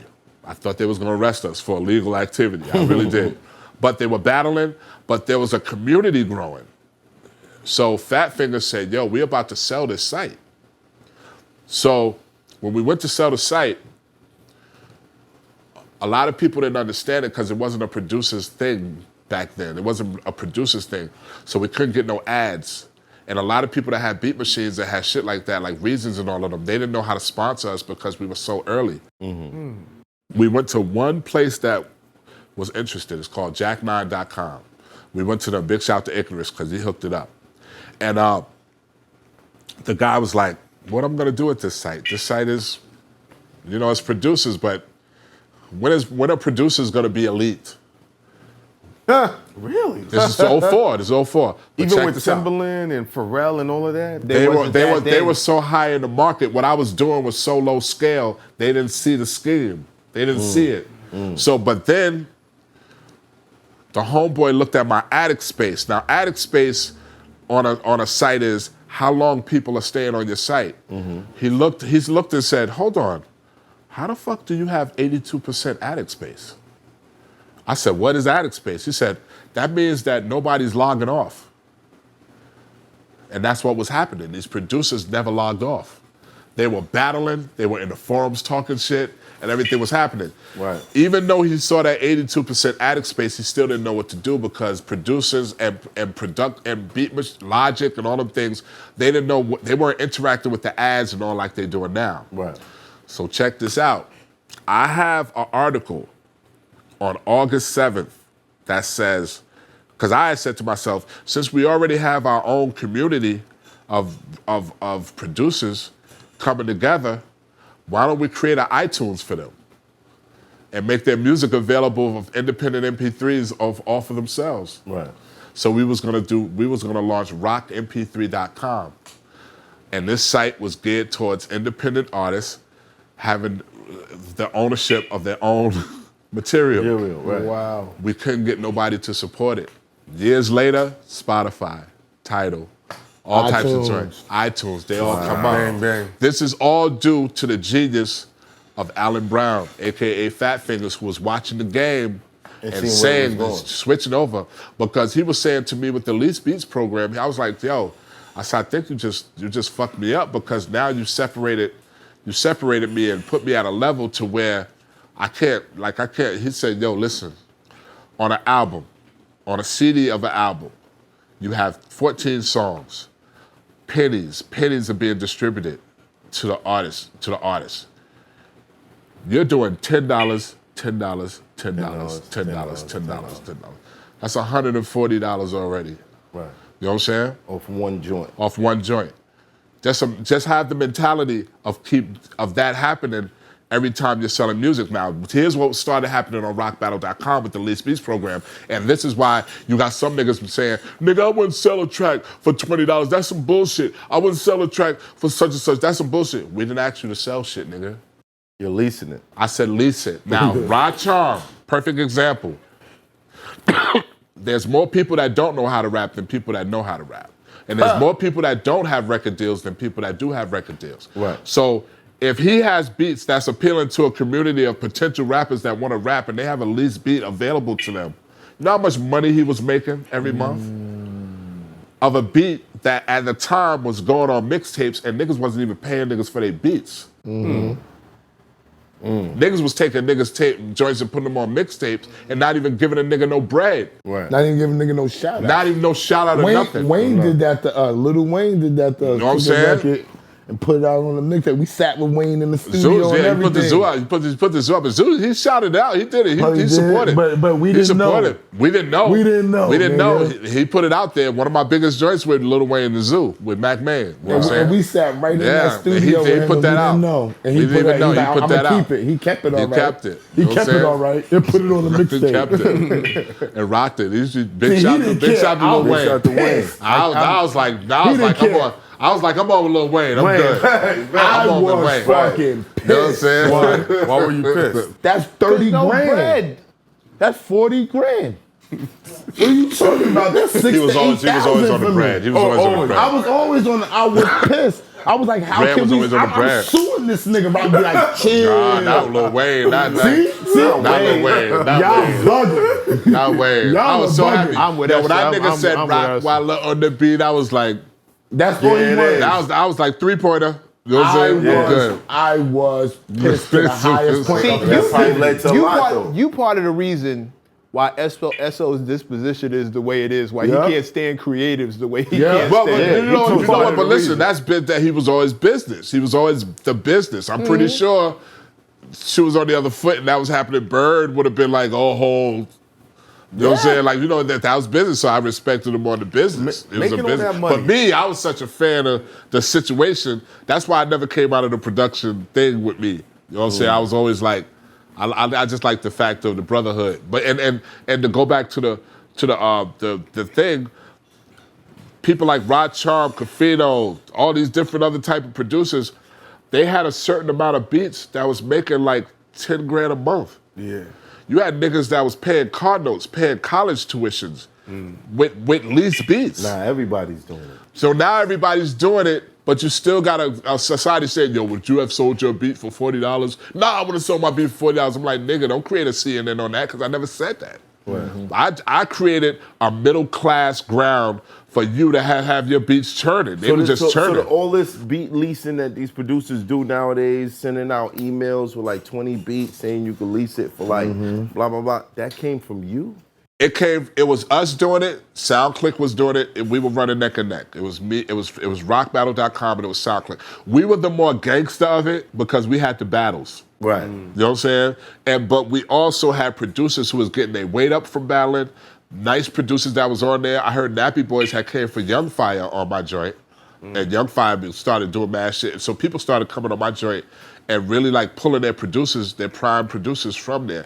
Wow. Should we have known, would we have known later on that it was gonna be a producing frenzy?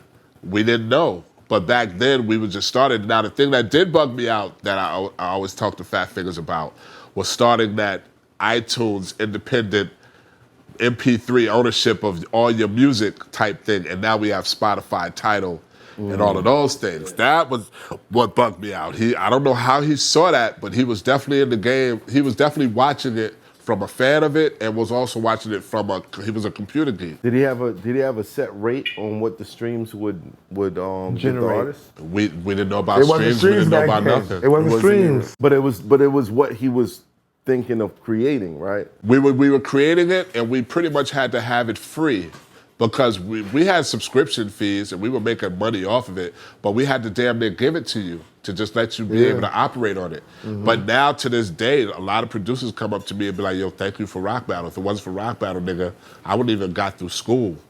Like I was using my lease beats to actually pay my way through school. I was paying my college tuition. Most niggas was paying their car notes. Niggas left their jobs and was good at making $4,500 a month.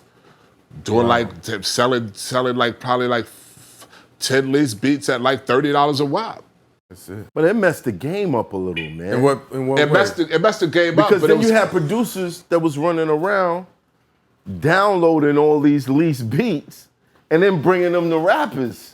Like, yo, here. But you had producers getting beats from new name niggas and not giving them nothing on their mixtape. Wow. We had that barren land going on too. And we were the savior of their lives. Right. Like we were saying, okay, stop getting jerked by this nigga and just have it available for these niggas in New Orleans. Right. That just want to rap and want to get a chance to have a beat that had quality on it to be a potential artist. It was much tougher back then. Yeah. That's all I could say. This is during the time when Napster. Yes. Yeah. This is the and was taking everybody's bread. Yeah. This was a little bit before Napster. Napster hit around. Napster had to be in yeah, full. but they didn't shut it. But Napster didn't shut us down because they were still in court. It was like 4 or 5 years later. It didn't matter, bro. We was 04. 04 was 04. LimeWire came after. LimeWire. Oh God, LimeWire. So as Napster's in court, there were like 5 other different joints that just popped up out of nowhere. So it was like, damn, like we're not paying for records Precursor no to the more. And the crazy thing was with us as producers, you know, we didn't know how we was gonna be swimming because the internet had came so hard. The way I looked at it is now, damn, people could download their favorite record for 99 cents. They don't have to download the album no more. So now the whole album suffers because now somebody's just downloading the single. We don't have the rules no more for our contracts to be honored as far as the whole album. Right. I only had a few singles. You know what I'm saying? So it didn't, to me, it was looking like as if, damn, what we gonna do now? But then what happened with the whole streaming situation, it started turning shit into where if you're on the popular albums, and even though you're not on the popular album, and even though you don't have the single, but you're on the popular album, you're now in the playlist of people's playlist. Right. So you're not really worried too much about the actual picking from the album. You just want to have Christina on everybody's playlist. You want to have Do It Again on everybody's playlist because everybody's creating their own albums now. Right. I got you. So then all of a sudden I go autopilot. I feel like Streaming Napster turns into autopilot. I'm autopilot now. Now So I'm on the residuals is coming in ridiculous. Residuals coming ridiculous now because I'm on playlists. I'm on everybody's 50 Cent. I did Like My Style. Like My Style is on niggas' playlist. Right. You know what I'm saying? Do It Again. You Came Up by Big Pun. That's on everybody's playlist. You know what I'm saying? Why? It's the most. If I Get Locked Up on everybody's playlist. You know what I'm saying? So it just created like the now I'm like this. So you know, did you get to sit in the studio with any of these artists, or did they just take the beats and then? I sat in the studio with a lot of artists. I wasn't part of the whole submit beat thing. I didn't do that. I was in with B. I was in with E. No, Eminem and Dre I wasn't in with, but I was in with Dre, and I was in with Exhibit, was in with Christina, in with Missy, in with Pig, in with Maya, Janet. You know what I'm saying? What was it? What was it like? What were some of the best sessions that you ever sat in? Some of my best sessions was with Jimmy Jam and Terry Lewis. Wow. He loved those sessions because he loves them. They're my idols. He loves Jimmy Jam and Terry Lewis. Yeah. I want to hear when you and ESSO were making magic with Beyonce in the studio. Yeah. That was like running around. Like I've heard the stories. Well. To be very honest, she's one of the more professional people in the studio. Very professional. She's a leader. She's definitely a leader, and we were blessed to be a part. Well, we have two things happening because we have the Bootylicious remix. Bootylicious remix, big shout to Shane. You know what I'm saying? From Loud Records. You know, he was a part of that, and Missy, that whole thing. That was like the introduction to us. And it kind of, that friendship and that family that was happening with, you know, Matthew and Tina and everybody, you know, growing the girls and everything. It had us available for the Destiny Fulfilled album. Yeah. You know what I'm saying? We were two of the first tracks that were picked for the Destiny Fulfilled album. It was If and Free. You know what I'm saying? We were supposed to do the whole album. Yeah. We had the talents of Nisha, Chanel, Juanita. Put the song together. Juanita Wynn, Tanisha Jackson, Chanel Irving. Yeah, but she goes by Chanel Red. Chanel Red, you know what I'm saying? She's doing the writer's rumble right now. But you know, one thing I loved about my career with people like that, the moments were unforgettable. I heard a moment about you and ESSO taking Beyonce through Southside Queens. We come on. I don't. Because ESSO like this is my hood. I just like to say because people are married now. People No, have not families. in that way. Y'all I just want to say, like, we just had great experiences. Yeah, man. y'all we were just had great experiences, and you know, and they're very talented. Of course. And you know, and Beyonce is definitely a dope ass person. Kelly is a dope ass girl. Michelle is a dope ass girl. And I think a lot of the great opportunities that I've been blessed with is because I was in so many great rooms with people who accepted us as family.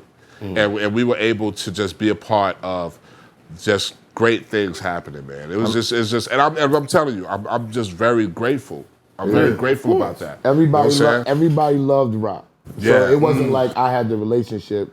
He brought me into the relationship. Absolutely. Yeah, That was the difference. He trusted me to be there. Yeah, you know what I'm great saying? I had never yeah. been in the studio with a Beyonce. I had never been in the studio with Hov. We done been through sessions where Hov was there with B doing records. You know what I'm saying? Yeah, What were those like? And fucking Solange was there. It was very because you know what's funny? While that's happening, relationships are happening. Yeah, we doing record deals. Doing things is happening. Like, you know, like you're watching just things happen. You know, you never knew that. Look at J&B now. Mm-hmm. You know what I'm saying? So look at Solange now. Look at Solange Maya was now. there too. Mm-hmm. You know, like we work with She was Yummy. pregnant. Yummy's one of the dopest voices in the game. Like, you know what I'm saying? Like with Cassie. Yeah, You we know, had Cassie. We sent Cassie to like go work on vocal we lessons. sent her home. Yeah, to work on sent her vocal lessons, home. get the craft up. Now she's Cassie, like, you know, like it Ryan was just Leslie experiences went and with me, man. You know what I'm saying? that's And a whole when I nother got older, they felt more. out. They felt more. You know what I'm saying? They felt more like, wow, like we don't. All right, so I remember going to this party in this was strong shit. I remember going to this party. I remember going to this party in the city, in LA, in the city. And this white guy came up to me, right? And he was a really big dude in the game, a huge dude in the game. And I met him. They introduced me to him. Really old. He was like, "This, how you doing?"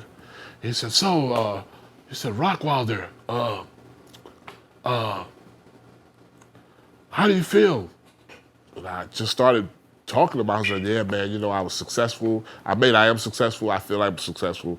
You know, I did a few songs in the game, and I said, I wish I could have did more. I wish I would have did like more influence, like Pharrell, or would have did Timberland and stuff like that. And I said, but I did some things I feel good about. I said, but I feel like I need to do more." And he shook my hand. He said, "But congratulations, you got a hit record." He said, "And back in the days, it was all about getting one hit." He said, "All right, whatever the fuck you want to do with your life as far as how many hits you want is one thing." He said, "But the key is to break through with the hit." That was the key. He said, "A lot of people, we forget that part. Everybody's counting their accolades on how many hits they've done or what the relevance and all of that stuff." He said, "But the key was to get a hit record. What you won't do for Love by Bobby Caldwell is a hit record. Facts. Let's Do It Again by Marvin Gaye is a hit record." He said, "How many hits do you have, you feel like?" I said, "I got records that play a lot." You know what I'm saying? He said, "Then they're hit records, but you got through with the hit record." That was the key. He said, "So never try to base it on who did what or who did more, or who didn't do. You have a hit record." What was your first hit? My first hit was to the books, "You Came Up" by Big Pun. A hip hop hit. You know what I'm saying? I'll Be That was a big one too, though. Make it happen. Yeah, I'll Be That was a I'll hit. Be That was my favorite one. The Rockwilder, of course. It wasn't The Oh No? Rockwilder. The Rockwilder was a hit. Yeah. You know what Oh I'm No saying? went Why was it two Oh No verses? was a hit. That went number one. Yeah, it went number one, my first number one. That was a number one hit. Rest in peace, Nate Dogg. Yeah, rest in peace. Why was the Nathan. Rockwilder two verses? That's All always right, been so the Rockwilder is a song that is actually longer, real. and there is a longer version Wait, with two incomplete verses. wait. And the actual session, I was just talking to Filet about this. Filet Filet Night, what's Night. up? Yeah. You know what I'm saying? Another great person, manager. She came manage my joint for a minute.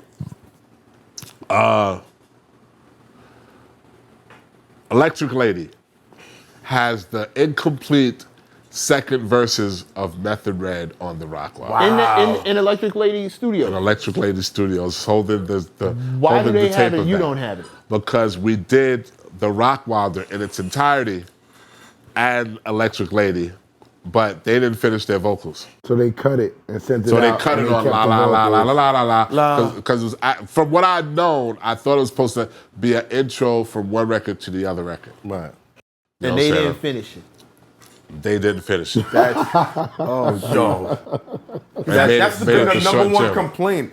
It's such a great song, and it was fulfilling, but everybody's Yeah. like, it should have kept going, but Yeah. I think because of the iconicness of that record, And Meth wasn't supposed to start when the beat was building up. He was supposed to start when the beat dropped. And then he started, he said, microphone check. And I said, no. You ain't supposed to start there. He said, what do you mean? I said, you're supposed to start when the beat drops. He said, no, that's how I wrote it. And then my man was like, no, Rock. That Let him shit do sounds it. crazy. Let him do it. So, you know, it was definitely a record. And to have the record named after me, big shout out to Method Man. Classic. Word. That right there was Amazing. that was amazing to me. But you know what gotta I'm know saying? that. But you gotta know one thing, Han. Two verse records are big records. People always think that they too small, too short. But the psyche is they're gonna be able to play it over Yeah. and Yeah, over. no, and because at the over time again. frame when that And that's came what out, happened at the listening party. Yeah. They played it over and over and over and over and over. and And it that- but became that- a single. Yeah, you're That's right. the psyche. I agree with you. Because Method Man Bring the Pain was 2 verses, I think, right? Yeah. You know what I'm saying? Like Yeah. he's got like them short 2 minute and 2 second songs be fire. But Yeah. at that time when that happened, it was like, whoa, where's the rest of the Where's song? the rest? Fact. And then even to this day, everybody that came up in that Why era, no remix? That record was so big. Why no the remix? beat, everything was amazing. That the record was so big. Why no remix? Felt like it couldn't top it. It claimed a lot of territory for it to. It just that record to It's me. different. That record to me was not crazy. What's crazy about that record? I say this in the form of when you read these books about going into your full zoning in, to your full zone of yourself and releasing your phoenix. Right. I feel like out of every beat that I've ever done, that beat was probably the beat that I held the most pain in, because I still had the Reservoir Dogs thing in me. Right. I didn't feel shitted on at that moment, but I just felt like I wasn't getting my chance. And when I did that track, that night that I did that track, I had the mind state of, I'm gonna put so much into this shit, and it's gonna be no holds barred. It's gonna be no holds barred. And I did feel the energy of not feeling enough. You know what I'm saying? And for that track to have my name on it, it was one of them joints where anytime it came on, I never wanted to be there. Like I used to get drunk and pop pills to be in a club that was playing it, because I hated the people pointing at me and jumping up and doing that shit. You didn't like it? I didn't like that shit. Why? I didn't like it because it had too much of what I felt I was trying to do in that track, and I didn't like what came with it. I didn't like that thing. I didn't like that thing. So I used to go to clubs. I used to go to clubs and tell people, "Yo, I ain't in the club. The attention? I'm not in the club." The I didn't like the energy? attention. Was the attention bad for you? Like, I just didn't like that energy. I loved it. So I used to be. Just imagine a track come on and everybody goes, "Yo, yo," and I'm like, that's most niggas' dreams. Facts. I'm like, That's most niggas' Yo, dreams. he- MCs, and I'm like producers. this. Get me out of this damn He club, wasn't. dude. He wasn't on that type of time. Get me out of that club because it did. Hold on. I didn't like it. I didn't like the energy. I didn't like the energy of it. I didn't like it coming on. You know what I like? You know what I like about it now? When my son bops his head to it. When I danced with my daughter at my wedding, and she danced with me with it. Right. That's what it means a lot. But in the club, give me a bottle. All right, point to me all you want. And in a minute, I'm out this bitch. I'm going to the beach. I'm going to the beach to play me some jazz music. That's so wild that you have to dull yourself out in order to receive the attention and the love that comes from a critically acclaimed legendary beat. Yeah, but it just didn't feel. It didn't. I didn't want it. I didn't want it. No, but understand it. So, well, is that why you stayed in production and not stepped out? As far as like the Pharrells and the Timbalands and all these people who you can go track for track with? You know what's crazy that you asked me that, Mecca? I watched what Shake went through. Did that traumatize you?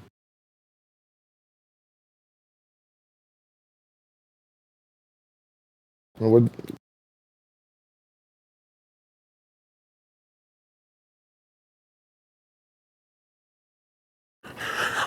Okay, bro.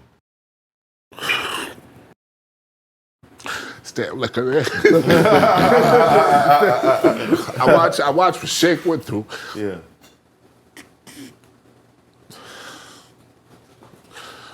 What was that like?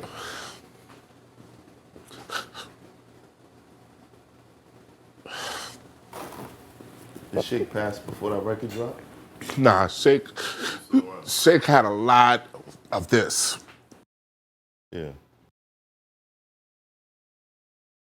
Damn, I was afraid of this one though. Shake had a lot of this. And I watched my man try to deal with it. And Play had a lot of that. And I watched what he dealt with. You just didn't want to go through that, huh? That's success? Didn't want to go through it. Yeah, you understand, bro. You understand, bro. So, if I'd have known you back in the days, I would have been like, look, this is what we're gonna do. I am the Rockwilder. I'm gonna walk around these clubs and everybody's gonna point to me. So everything that happened to me, right. And when I'm by myself, I have this moment. Right. With Redman. With Redman, what he did for me. Right. What Jay did for me. Right. Much respect. Beyonce. ESSO. The writers. The records. The moments, Janet. Wow. Janet, damn, Missy. Jimmy Jam and Terry Lewis. Crazy. I never wanted that part. Fame. I was scared of that part. The money and this, that's what I was scared of. Because it comes with responsibility. You have to mature in that responsibility. I look at Jay and be like, damn, he holds that so well. A lot of great people that knew how to hold it so well. And I saw Shake die in that. Incredible. But he died in it. Play gives you a testimony on what it did to him. I watched it. I was growing up in it. Never liked it. So when it came time to where I put my best in, and then it did it, I never wanted to be there. You know what I'm saying? So it was a thing where I was afraid of success because I never wanted to die. Right. I never wanted to be alone. Never wanted to experience disappointing anyone. Right. You know what I'm saying? So when those times came, I never wanted to be there. You want to rock with me? Let's go to the beach. Let's go to the beach, look at some water. Let me pray with my moms. Let me talk to my moms. My kids are born. Now everything makes sense to them. Right. Pop, Adia, DJ, Enoch, you know what I'm saying? My grandchildren, you know what I'm saying? Shake proud of me. You know what I'm saying? So it's like, mama proud of me, mama council proud of me, my mother proud of me. You did it. You know what I'm saying? You did it. I did it. You did it. As black man, as a black man. You know what I'm saying? Right. But that journey is weird. I was popping pills just to fit in. Pills came with other advantages. Yes, they did. Yes, they did. We had a whole lot of fun. But I was really popping them to be comfortable. Yeah. Because I was really popping them to be comfortable because I knew you're becoming. Yeah. But I appreciate everybody that has something to do with that. And I apologize to anybody who I disappointed in that journey. Because sometimes I look at Jay and I wish me and Jay would have had a better relationship. But you know what I'm saying? I see him with Swizz, I see him with Pharrell and everybody, and I'd be like, dang, you know what I'm saying? I did something too. But you know what? I just hope that I didn't disappoint him. I hope at the time that I was learning myself, he wasn't watching me. Because I feel like everybody's watching everybody. Mm-hmm. Me and Red talk about life all the time. I'm happy that whatever we disappointed in each other, we got it right. Right. You know what I'm saying? Like with Janet, I just sent Janet a long message to say, yo, Janet, I'm looking at my mother's wall in Alabama. And there's pictures of all my relatives. And then there's one picture of Janet. Like there's a picture of Janet, she's like this. And it was the picture of Janet that I looked at that picture when he had that, my brother Dale had that picture in his room. And I said, yo, I'm gonna be working with her one day. And I'm gonna invite you to a concert and she's gonna be performing my record. And it happened. And I went upstairs and worked on 5 songs like as if I had just got the job, but I didn't get the job. But I worked on those records. Months later, she called me. I go to work with her. We work on an All For You album. Brought my brother to the show. She's coming down the joint, performing one of my records. You know what I'm saying? You know, so you know what I'm saying? There's power. There's power. In here. Damn, that shake caught me. I never caught that. Oh, shake caught me, man. Mm-hmm. But this Duce, man, this Duce will bring the truth. We'll bring inner emotions. That's the slogan right there. Holding up that cup? Yeah. Hope is proud of you right now. Don't say the inner emotion. You know what I'm saying? But yeah, I'm very, very, very, very grateful, but I never wanted it to get me. Right. You know what I'm saying? I never wanted it to get me. And a lot of my friends didn't know that too. A lot of my friends that at a certain level of my life didn't realize that I was experiencing that. Yeah. And it was fucking with me because when it came down to your money, you get millions of dollars. You never had this money before. Right.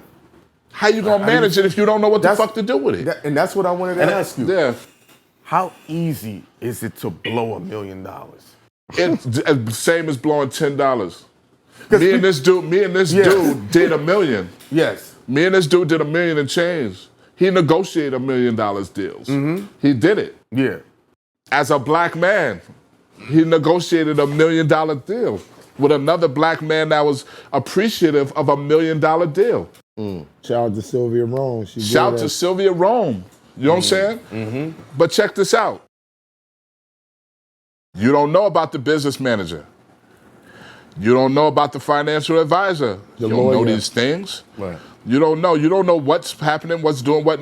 Nobody's gonna give you the code. Nope. Nobody's gonna give you the code. Rock, too much money missing. Yeah. You know what I'm saying? That's what. Too much money. Always watching to the cent. Mm-hmm. Too much money missing. Something wrong. Can't blow $1 million like that. But you know what? So you watched him blow $1 million. We watched $1 million. We watched $1 million get mishandled. Yeah. We watched $1 million get mismanaged. A dude stole $365,000. Yeah, I got caught in a thing. And you know what's crazy about that, Rand? My knowledge of money now, I just know he didn't steal it. He just mismanaged it. He didn't inform us of where the money was, where he was putting the money at to do his little hustle. He didn't inform us. You know what I'm saying? Yeah. You know what I'm saying? So it's like you learning these things firsthand, spank hand. The only thing that saved my life, let me tell you what saved my life, dog. Ernest Stinson, my father, not my biological father, but my stepfather. I watched him sweep the floor of a lumber yard, and become one of the best lumber cutters in the yard. When I went on that machine, I said, if my father could be one of the best janitors in a lumber yard and to one of the highest working paid lumber cutters, I'm gonna get on this machine and be one of the best producers in the world. I worked all the way till now. He works hard. I worked hard. We worked. Late hours, all day. We worked. It saved our lives. It did. So even though, mismanagement, new business management, big shout out to Bruce Zeckendorf. I love you to death. Zeckendorf with Riley LLC. Yeah. You know what I'm saying? I love y'all niggas because I came to y'all doorstep wounded. Yeah. You know what I'm saying? Yeah. Saved my shit, but I worked. I worked so hard that to this present day, I worked through it. Did we blow some money? Oh yeah, we blew some money. You worked that hard, and at the same time, you had to run from what came from the fruits of your work. Yeah.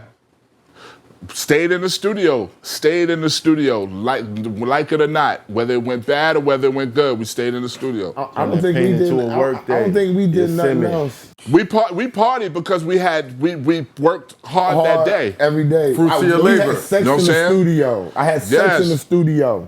I had appointments. Yo, Rock's coming at 2. Shorty meet me there at noon. Yeah. Cause that's where I'm at.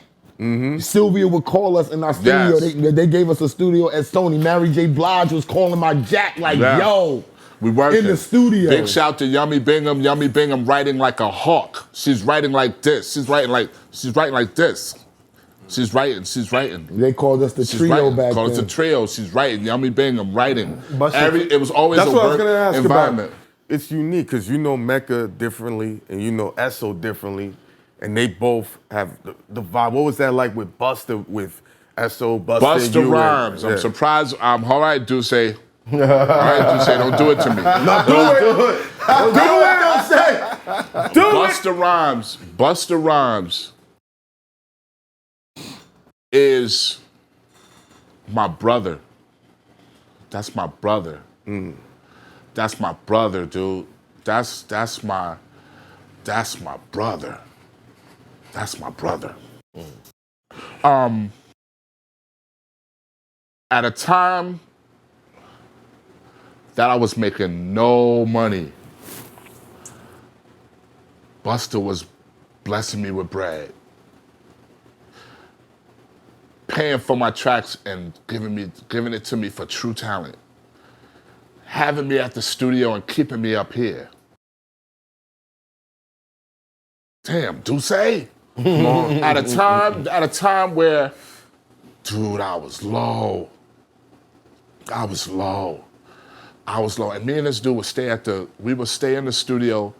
He would play my beats, and he would take them and just hold them, but he would pay me for them. He didn't even know he was. He didn't even know if he was using the beat. He didn't even know if he was using it. Word is born. Damn, Duce. He was feeding my kids. Right? Damn, man. He was feeding my kids. He didn't know. But then I saw Busta in the club, and me and Busta would drink all night, and we would talk to each other. Sometimes he had tears in his eyes, sometimes I had tears in my eyes. We was both fighting something. Both of us. And I watched him a lot of times in the club. He didn't know I was fucked up. And I didn't know what he was going through. And it just so happens that we broke out of it. You see him now. He's amazing. You know what I'm saying? Amazing. I know he broke out of it. And then I broke out of it. You know what I'm saying? But the music and the respect that he gave me throughout that whole joint was amazing. These are dudes that could work with anybody. They could work with anybody like Missy. You know, Busta, you know what I'm saying? Missy had me on stage. I wasn't a DJ. I wasn't DJ Scratch, nigga. Busta was responsible for a lot of shit. Busta was responsible for, and you know who introduced me to Busta? Shake, in the Q Club, in the Q Club. And from that moment, he received me, and every album he tried to make me a part of. He gave me bread. He cut them checks. Called you for the Czar video. Called me for the like. Come on, dude. Let me tell you something about Czar. Let me tell you something about Czar. Czar, I was low, nigga. I was low, nigga. Shit wasn't together. I was low. I knew something was wrong with you. I was low. You wouldn't talk to me at all that day. I was low. You was like working. You kept your nose down. You was there for the scenes. You would not talk to me. I kept trying to pull you off. Like, yo, you all right? I knew something was wrong. I'm putting babies to sleep. I'm putting DJ to sleep. Looking at the bed where the wife was, me and her going through it. And I'm just like this. And I'm popping. Because Busta gonna have me up all night till 5 in the morning. That's a fact. I don't really want to be out, but I gotta work. But Busta was opening them doors to me so I could work. You know what I'm saying? So that's crazy. When you think about, you see so many movies on Netflix about black men and what they had to overcome. Right. Slavery, what they had to overcome, all of this. Right. And look at us black men. Look at us. Right. Come on, Mav.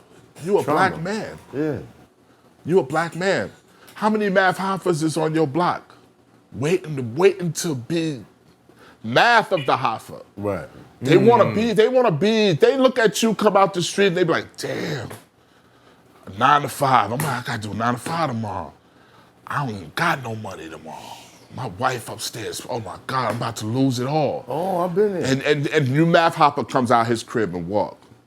ESSO is watering a garden. You're doing. I'm just saying. I got this thing about the black men thing. Right. When I just watched Jackie Robinson.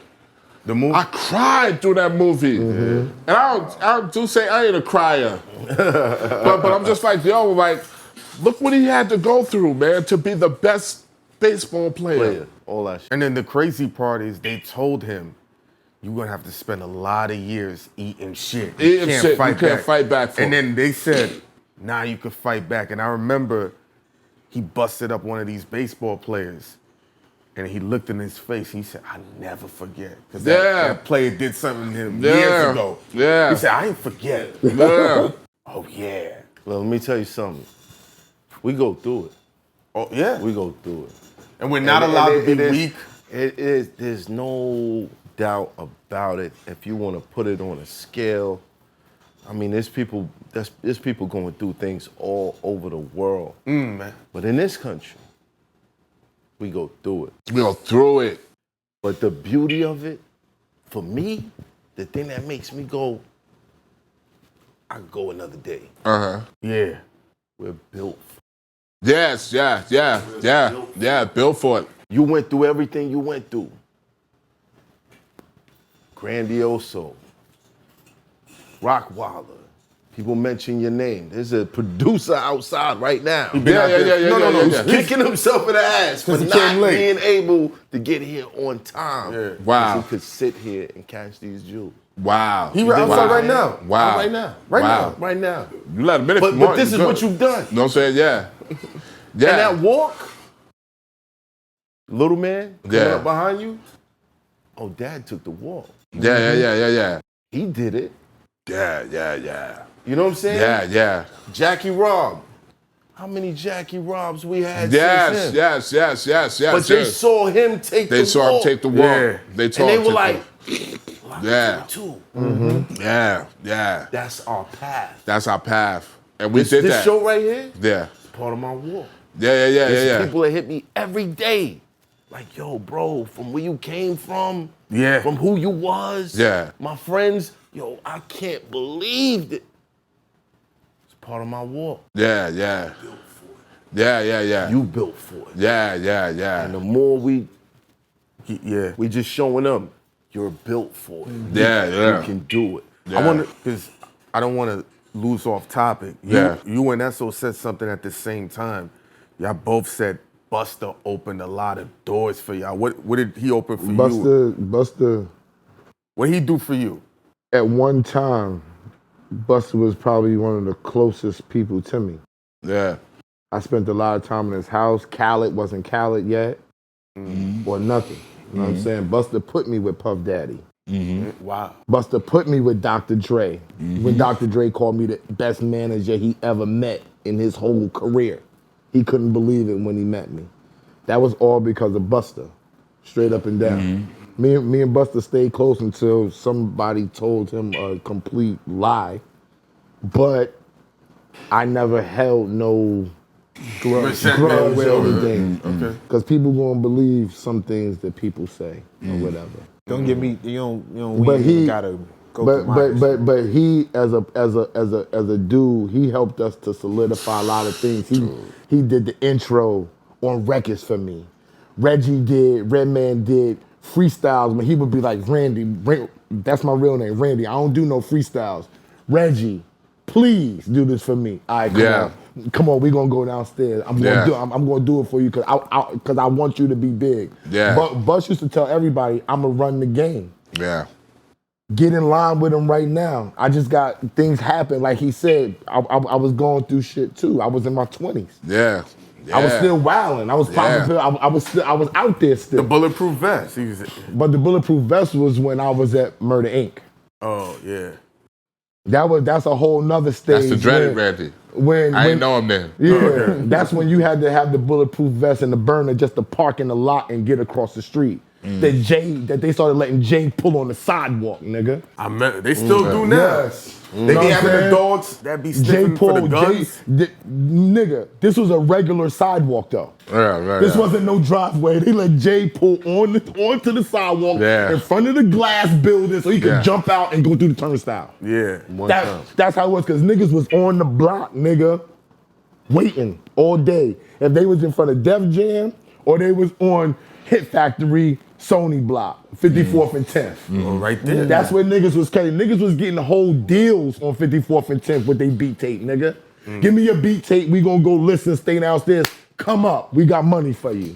That's how the game was, but you had to know. There was no way for you to know. Somebody had to tell you where everybody was. And literally, you pull up, nigga, DMX is going in there.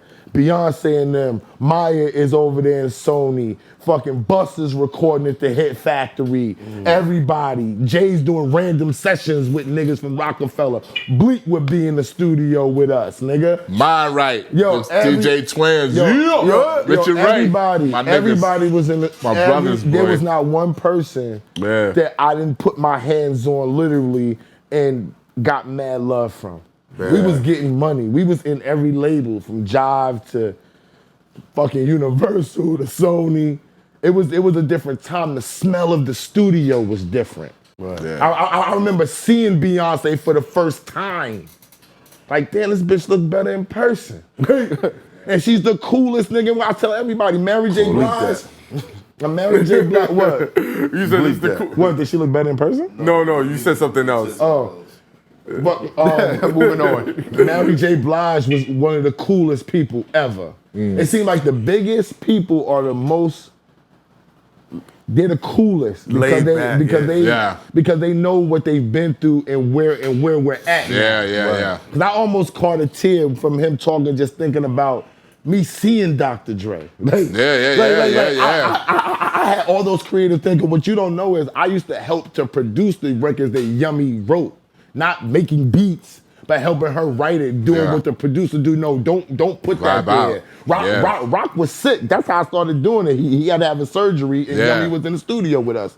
So I said, I'm gonna give it a shot. For the Dr. Dre records? No, for other records prior. Yeah. So by the time we got to Cali, Dre gave her the beat, and Rock was like, they gonna go in and do their thing. She wrote the record in 15 minutes. Yeah, Yummy's a beast. She wrote the record in 15 minutes, and Dre, I came back, I said, yo, Dre, the record's done. Yeah. And Dre was like, that record ain't done. What record? It never came out. Bam. The Busta got the record. I used to love him. That's the other record. That ain't the record she wrote 15 minutes. Yeah. You talking not anymore. Yeah, not anymore. The record she wrote for 15 minutes was Dre's record that we wanted to put on the album. Remember? Oh, and they wanted she would never be 200,000. me. She would there never be you me. go. Yeah. She wrote the record in 15 minutes. She wrote and that I record so produced quick, it, man. And Rock taught me the board. So when Dre came in there, Dre was like, I thought you was the manager. I said, I am, but I'll do this too. Barry Gordy's too. You know what I'm saying? And he was like, I Gordy's never too. seen that because we was on point with our business. We was vibing. We was at was that such a time. vibe. We was the vibe. Rihanna was calling for Yummy Records. Like everybody was calling us. She was supposed to be bigger than everybody that was out. She had the biggest budget. She had a bigger budget than everything. She had everything. Yeah. But we was all young and the melting pot faltered. Very young. Very We were young. all, What happened? She was 19. What happened? Just a lot of Everything. shit. You know what happened? And when you get older, you see it in a different way. She had she was young with a lot of power. She was young with a lot of power and a lot of potential power, and sometimes you gotta have the responsibility for it. And she didn't do anything wrong, she was young. Like you know what's funny? Right. I'm 51 years old right now. You know what I'm saying? We were in our 20s. She was 20. 19. She was 19. She got little patience now. She got Ari now. You know what I'm saying? Her little babies now. She's smart. Like we talk different now. Right. You know what I'm saying? Missy love her. Missy just posted her. You know what I'm saying? Like, you know, and she's on her journey. You know what I'm saying? Like, you know, but we were young. Look at Pac. You know what's funny? We gave Pac and Big so much responsibility. At that they young were ass babies. age. We gave them moral responsibilities. Dad, Big, why'd you go to LA? Well, Pac, why did you sit in the car with like, why did you take your bulletproof vest off? Like, you know what I'm saying? And now my son is 31. You know what I'm saying? Pup is 31. Like, and I'm saying to myself, damn, he was 24. Pup at 24 would have did everything. Went to LA. Wild out. He would have had the burner on him. He would have wild out. Went to the GM building. Bill said, him and Jeremy and Jimmy, they would have went and did they little 1-2. Right. Everything would have. Jeremy would have shot back. Like, you know what I'm saying? Like, you know, it would have been crazy. Like, you know what I'm saying? Like, you know, like 24, 25, big, responsible. We called them old men. At 25. Big Papa. We called him Big Papa at 25. And he's got the hat on, got the Godfather thing on. Yeah. He's a baby. Yep. I feel like some people are ahead of their time, and all the interviews that I've done with everybody who knew those two, it's always like they knew more than they were supposed to do. Maybe they did. Yeah. Maybe Come they on, did. Pac. We're giving Pac credible. We're making him credible for poetry, for leadership, black movement leadership that he was speaking. Dear Mama was written by a baby. A lot of responsibility. Brenda's Got a Baby Brenda's was Got written a by a Baby baby. was written by a baby. But then Big Papa was written by a baby. Give Me the Loot. Sky's the Limit, written by a baby. We over here, Sky's the Suicidal Limit would have been Thoughts. written by a person 40 years old. But we all ignored Suicidal Thoughts. We just thought it was ill. Yeah, Suicidal Thoughts. Nobody thinks about the pressure of the mind, the pressure that must be on the mind that Mind of came the up person. with that record. Yes. Yo, Rock, you gotta remember, bro, you're not alone out here. Yeah. Like your people is on the other side of the phone when you start feeling some kind of way. Like next time I pull you to the side to talk to you, bro, Dude, let me tell you something. As a black man, It's tough. as a black man, Yeah, but I'm with one the of those responsible, too. with the responsibility of children, the responsibility of keeping it together. Success in the black community is not through the whole family. It sometimes falls on one individual. person. And then not knowing. I remember when I first made $1 million, right? Big shout to Vernon Brown, because this I is knew the you was gonna say conversation. this. Because that's the conversation I that knew came. you was gonna bring this I up. went to Yeah. Vernon Brown and Kevin and the Vernon Brown. They Yeah. sat me down. They said, "All right, you did the publishing deal for $600,000. You just did $400,000 worth of work. You're actually a millionaire." I said, "I'm a millionaire?" He said, "Yeah, you're a millionaire." I shook his hand. I went in the elevator. Went down the elevator. I walked out. I didn't look like Will Smith at the end of The Pursuit of Happiness. I didn't do that. But I definitely walked mad slow. I walked mad slow to the parking lot. Right. And I gave the nigga my card. I gave the nigga my ticket, 60 Broad Street. and I watched my truck come out. And I got in my truck, and I took the 59th Street Bridge home. Everything was traffic. Took the long way. But it wasn't traffic that day. I was just like this. And I went home, and I fell asleep. I laid in the bed. Because when I woke up the next day, I was a millionaire. And you know what? I was scared to death. You know why? Because now I gotta tell my moms I'm a millionaire, my family I'm a millionaire, my friends find out I'm a millionaire. I wasn't thinking about getting robbed or nothing like that. Yeah. Nah, it's not Nothing that. like that. But it's the pressure But the responsibility of who needs it, what I'm supposed to do with it, what can I do with it, what should I do with it. Why don't you just keep it to yourself? He's not gonna keep that from I'm his smoking mom. weed, nigga. I'm smoking weed. I'm buying bigger bags. I'm driving my truck. I'm not dressed. Right. I got on a pair of Jordans. They knew something was different. I was just too lazy that day. Yeah. You know what I'm saying? I kept working. We playing beats. Because we all played beats for the block. It just so happens the beats got sold that night. But we doing beats. We doing beats. Me, Prince, Troy, Sage, Kid Nice, Eddie, Rashid. We're all doing beats. Right. We playing the beats in the car. We driving around Queens and we smoking the best of weed. It's like whatever. Jeff, Steve, 113th, Shy, all of them. Everybody. We're just in the thick of it. Right. But the day was different, and the responsibility came because we don't get the memo from the uncles and the other financial You're the first. people leaders. I'm the first. Right. What do? I remember when I bought my crib in Long Island. I used to watch the sprinklers come on, and I used to sit in the back. And I said this in an interview one time. I looked in the back. I saw 2 cars in the yard. I saw my Hayabusa. I saw this big house. And I smoked weed, and I said, what the fuck I'm going to do now? You have to know What you're gonna do what next. you're going to do. Because it's always been a goal. It's been a goal, but you never know what happens You know when what's you get funny? there. My man Five Mics came on the show. He talked about this. He talked about getting the bag and just being stuck. Yeah. Being sick, right? Yeah, like he got felt sick every time. He got sick because he was like, yo, I don't know what to do next. Dude, you know what I got? My only high was the sprinklers. Sprinklers? I used to love to come. One thing I did that I knew to do. I knew to put a studio upstairs and built in bedroom number 5. I knew how to keep the pool warm, and I knew how to do the sprinklers because that's all I knew. Yeah. So I would come outside and look at the sprinklers at 5 o'clock and say to myself, I know this part because I sat in Gav and Cheryl's backyard. Big shout, Salt and Pepper. So I used to always sit in her backyard and watch the sprinklers. And I would sit in her backyard to watch the sprinklers. And they would let me sit back there and watch the sprinklers. Then I bought my house. I think I bought my house because Cheryl and Gav bought their house. I really did. And I bought that house and I watched the sprinklers. When the sprinklers would go down, I would go in this big ass crib, go in my bedroom because that came from the apartment in Promenade, and I would go to sleep. And I would wake up and say, okay, what do I do now?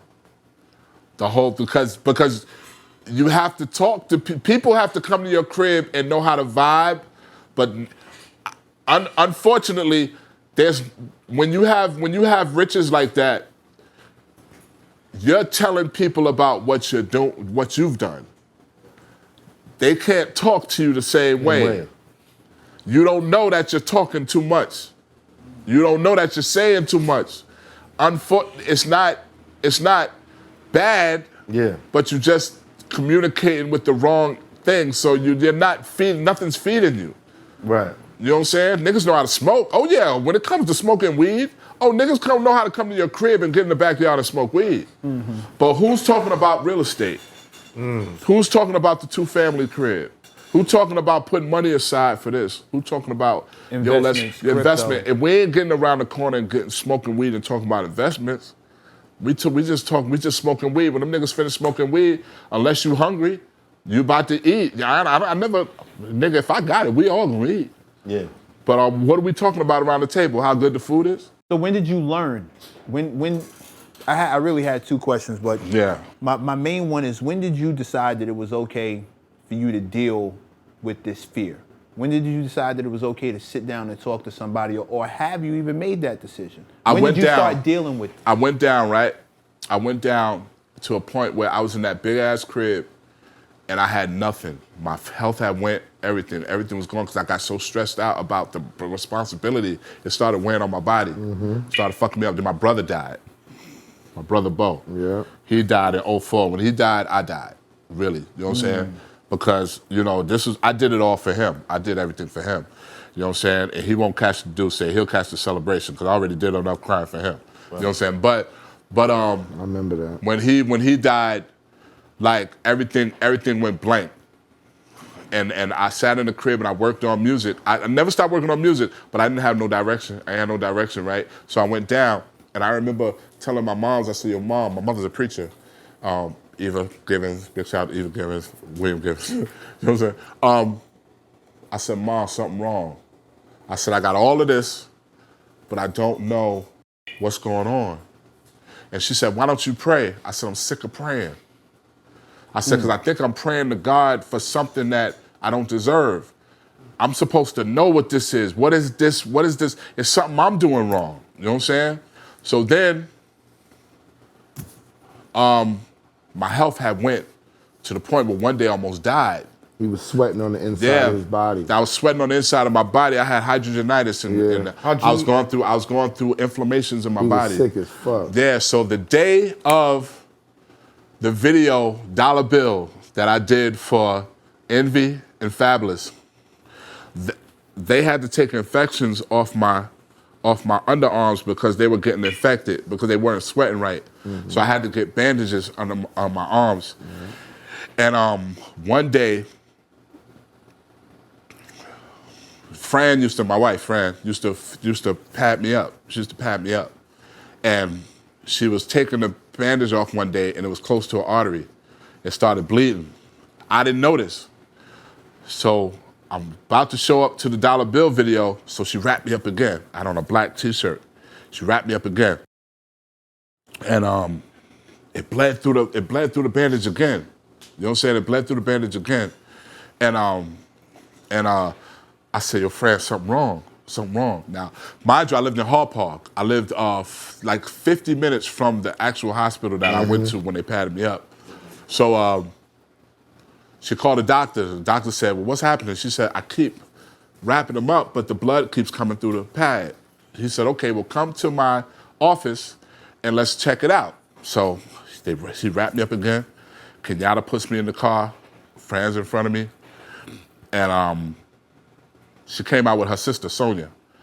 So now Sonia in the car, Kim in the car. Sonia in the car, Fran in the car, me and Kenyatta behind it. I'm in the car.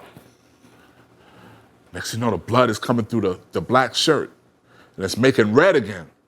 I said, yo, something wrong, dude, something wrong. So now we in traffic, coming from exit 63, and we're going to like exit 20.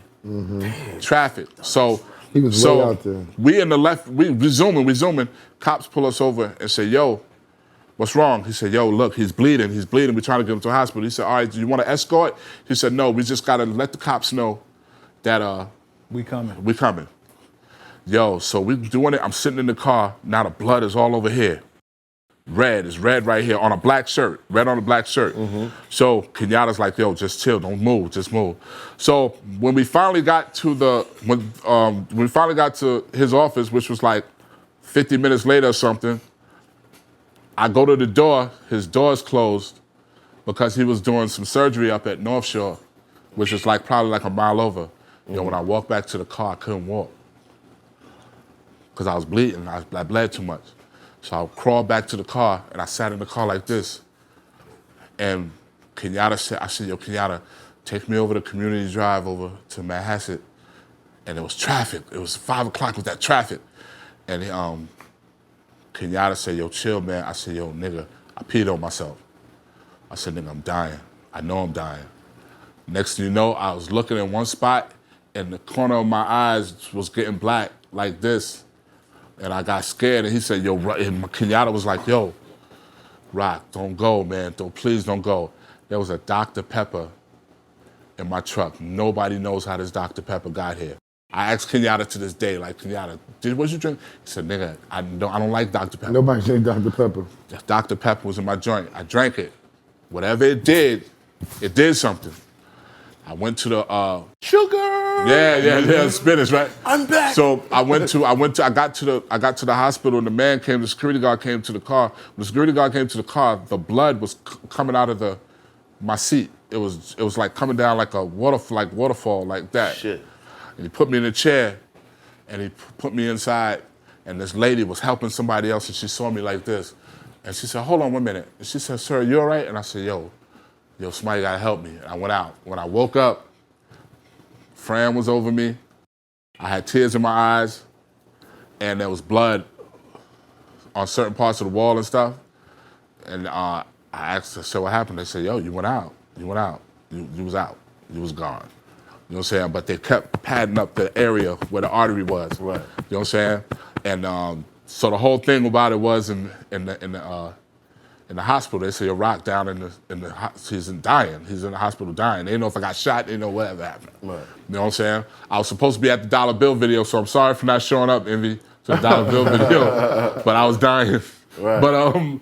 But like situations like that was happening because I had no ceiling. Once I did that goal, there was nothing else. There was nothing else for me to do. And I didn't have no idea of what it was. Suffering from success. Suffering from success. Why didn't you set another one? After because I always was comfortable with, I had did so many bucket list checkoffs with Jimmy Jam, Terry Lewis, Janet, Rockwilder, all these different type of things. In my mind, I knocked the boys down. You were supposed to die. You know what I'm saying? I'm good. You're supposed to go after that? I'm good. You know what I'm saying? Yo, Pop said the same thing. He was like, yo, this is incredible. Nigga get all this money, something gonna happen. I'm gonna die. Something's gonna, and I was like, making my crazy. peace. I was just sitting there like, yo, this is how this shit go. Like, but then when I came back, I read a book called The Seed of the Soul. Okay. By Gary Zukov. Big shout to Wendy Zizzo. She gave me that book. I read that book with The Seed of the Soul, and that's the time when I was married. I had my children, you know what I'm saying? I had grandchildren, and I read about life from a different angle of a spiritual being having a physical experience. So the physical situation has this 5 sensory thing that happens, but then the spiritual being has a multi-sensory thing. Right. So then I understood why the song was the Rockwilder. You know what I'm saying? I understood Jesus. I understood everything. It made me just open up my mind, and then it didn't make me feel like as if I needed to be validated by anybody again. It just made me feel great as a man. But it was great to know that Shake, Play, Organize, Damien, Tribe Called Quest, Redman, Flatliners, Big Pun, Redman again, Tour, DJ Twins, Jay-Z, Rockefeller, Christina Aguilera, DJ Clue, Janet, Big Draws, ESSO, Yummy, Mecca, you, because I had moments with all of y'all. You know what I'm saying? It's like it started making sense once I read the book. I said, oh, it's a journey.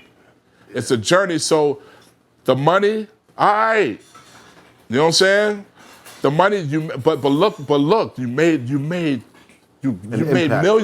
Mm-hmm. Can you make it again? Yeah, but now I'm not looking at the point of making it again. It's the impact. It's the fact of I'm in a zone. So, thanks, Pharrell. Thanks, Pharrell. Thanks, Swizz. Thanks, Tim. Thanks, Missy. Thanks. You know what I'm saying? Everybody. Thank everybody. You know what I'm saying? Like, so it was a journey. So I had to learn to live with the fact of my identity. Mm-hmm. You know what I'm saying? Of who I never knew who I was in it. Because I was so busy trying to seek validation and have the responsibility of thinking I knew what to do. Jane Blaze, come on. Snoop. My A heart. Jane Blaze with me through the whole ride. Mm-hmm. You know what I'm saying? We did a journey. You You know what I'm saying? My kids, you know what I'm saying? Like, you know, like everybody's a journey. My mother, my father, sisters and brothers. I'm thinking, you know, everything means something when I read that book. Everything meant something. What was the key that you was missing? Validation for myself. You know what I'm saying? I didn't have to worry about how I looked in a crib and how everybody would perceive it. Right. It was my crib. It was my money. It was my time, my life, my heart, my iTunes, my iPod. It was my shit. You know what I'm saying? Like, you know, and God blessed me with it. God blessed me with it, not here, but I activated God within me to make it happen. It was an activation. Right. So when it was all God, the money it wasn't important to me. Like all the other things wasn't important. It just was God after that. And the responsibility that I had to myself as being God. Saying, okay, all right, now look. Rockwilder, producer, family, father, son, children, and everything. And to me, dog, I'm a whole man walking. I'm a whole man. You know so what can I'm we saying? celebrate you now? Is it okay if we clap it up for you now? Celebrate. That's Rockwilder right there. This right here. That's him right there. This gets the interview the way it's supposed to be. Because I wasn't planning on this. Wasn't supposed to be the interview. Look. Yeah. I'm sure Jay-Z appreciates you now. Yeah, do say. Thanks, Jay. Thanks, Hov. You got the story out of me. Woo! Jay always appreciated Rock, though. Yeah. Make sure you clip that part right there. But the crazy thing was with Jay, I have strong admiration for Jay because I don't know what his tools were, but I learned so much from him. If anybody say, who is the person that you would love, when people used to ask me, who's the person you would love to work with, blah, blah, blah, blah, and I was like, nah, I work with everybody. I don't have no list no more. I'm good. You know what I'm saying? Bury me a G. You know what I'm saying? Just make sure that the hat is in the coffin. Bury me a G. But if I had to say who do I wish to work with again, with a better understanding of the person who I am now, Jay. Wow. I would love to do a whole album with Jay and let me do my beats in appreciation of what that is that he's showing. Right. You know what I'm saying? Right. You know, just as an individual, what he's showing. Because I did it with Busta. I do it with Red. And I respect those men just as well. You know what I'm saying? I got a lot of respect for Busta. Busta could get anything from me. Like me and my Busta run feel like a me and Pharrell run. Me and like a Busta Pharrell run. You know what I'm saying? Although Pharrell had more the bing bangers, like, you know what I'm saying? I still feel like me and Busta's run was like a Pharrell one. Right. Me and Redman's run is on a run just on brother. You know what I'm saying? Like brother. You know what I'm saying? Me and Missy's run is a run that I'm her DJ. She asks me for beats, but it's hard for me to submit beats to Missy because I'm already her little brother like a DJ. You know what I'm saying? Like I love that, what we have. You know what I'm saying? Right. But she always like, Rock, I need this. And I try to do it, but I tell her all the time, I really love just DJing for you. You know what I'm saying? Yeah. You know, and she's one of the most illest people in the game. You know what I'm saying? Like, you know, and like, you know, I just got so many great things to celebrate. You know what I'm saying? So it's just, you know, it just feels good. It's just a great feeling for my life, man. You know what I'm saying? For you, man. Good to see you come full circle, my guy. Yes. Did the mic fall off? Did my mic fall? No, it didn't fall off. No, it fall. That's in the spot. It's in the spot. It's glad to see you come out full And to circle. think, it's not over. Yeah. Because now you're going to work with Math Hoffa. Yeah. Nobody else clapping? Oh yeah, and we got. Y'all I laughing? thought you were saluting yourself. Why y'all laughing? Like, I'm laughing. some shit. Okay. Yeah. and Muddy Waters is definitely coming. Muddy Waters 2. Yeah. Muddy Waters 2. Muddy Waters 2. Redman is definitely cooking. We cooking and it sounded really good. I thought it was finished. Huh? I thought it was finished. Between Busta and Red, there's a word called "It's Never Finished." It's never finished. Yeah. I'm quiet. But look for new joints from me. I'm doing instrumental albums now because I feel like I'm in my Ramsey Lewis mode, so I gotta release that off to the universe. And You know what I'm saying? I'm just thankful, man. I'm just thankful. Like, Randy hit me yesterday. He was like, yo, man, I feel bad, man. I didn't want you to. I said, listen, Randy, I didn't get a chance to text this, but I was going to say this. It's when you don't want to interview me because I ain't had shit going on that you should feel bad about. That's the part that will hurt me. The fact that you just rescheduled it is a beautiful thing. You know what I'm saying? Right. That's just a busy schedule. But when you can't interview me and I'm like, yo, can I get on the Math Hop for sure? And you're like, damn, Rock, I would, but. Yeah. I want to thank you for your courage. Yeah. Because this isn't just a regular episode. Yeah. This is an experience. Yeah. There's so many black men who are in a race to get to that level or feel the pressure of being at that level. To know that someone else goes through it. There's a comfort in it. There's a reason why certain people have co-Ds. It's like, okay, it was just him and him. They did everything. Because there was a comfort in, yo, we feel the same. We're going through the same thing. Yeah. And the people that watch are gonna see this and be like, I'm not alone. Yeah. He's still here. Yeah. So I'ma still be here. Yeah. Thank you for that. Respect.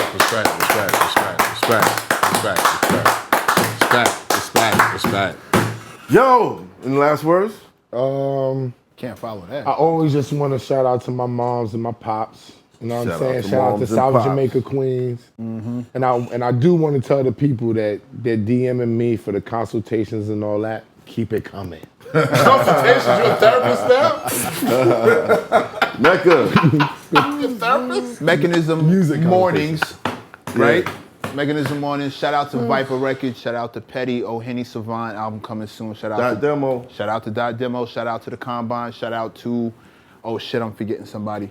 Shout out to, oh my God, don't let me do that. Yeah. Henny Savant. Oh shit, how could I forget? Shy Summers. Shout out to Shy Summers and shout out to Johnny Depp. Yeah. Be in LA next week. Oh, I gotta say something. Shout out to my wife. My bad. Can't leave her out. Well, if we're doing that, shout out to Miss Council, shout out to Miss Council, shout out to Sade, shout out to Jenish, shout out to Jen, number one. Shout out Ray to Ski, absolutely. Shout out everybody to Ray else. Ski. You know what I mean? Shout out to Queens. Queens. In here looking real strong today. Say that again? You got any hoes you want to shout? Oh! All of them. He got too many. He can't think. No. What's You gonna run down the list? Yeah. What you want to shout out? Yeah, Rob? my man.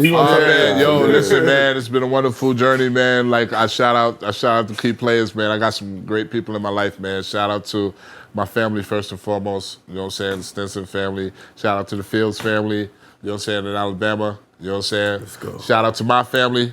You know what I'm saying? My family, my three little ones, Pop, Adiwadi, DJ, Callie, Torin, Naya. You know what I'm saying? The two that's coming, the two twins that's coming.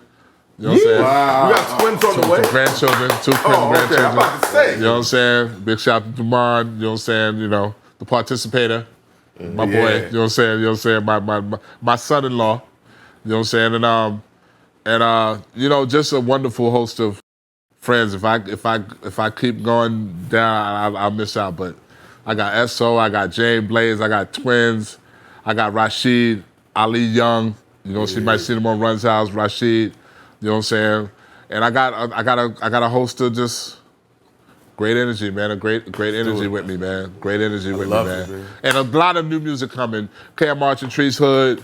You know, Redman, of course. Method Man. We doing an album, like, you know what I'm saying? Like, you know, it's a lot of stuff going on.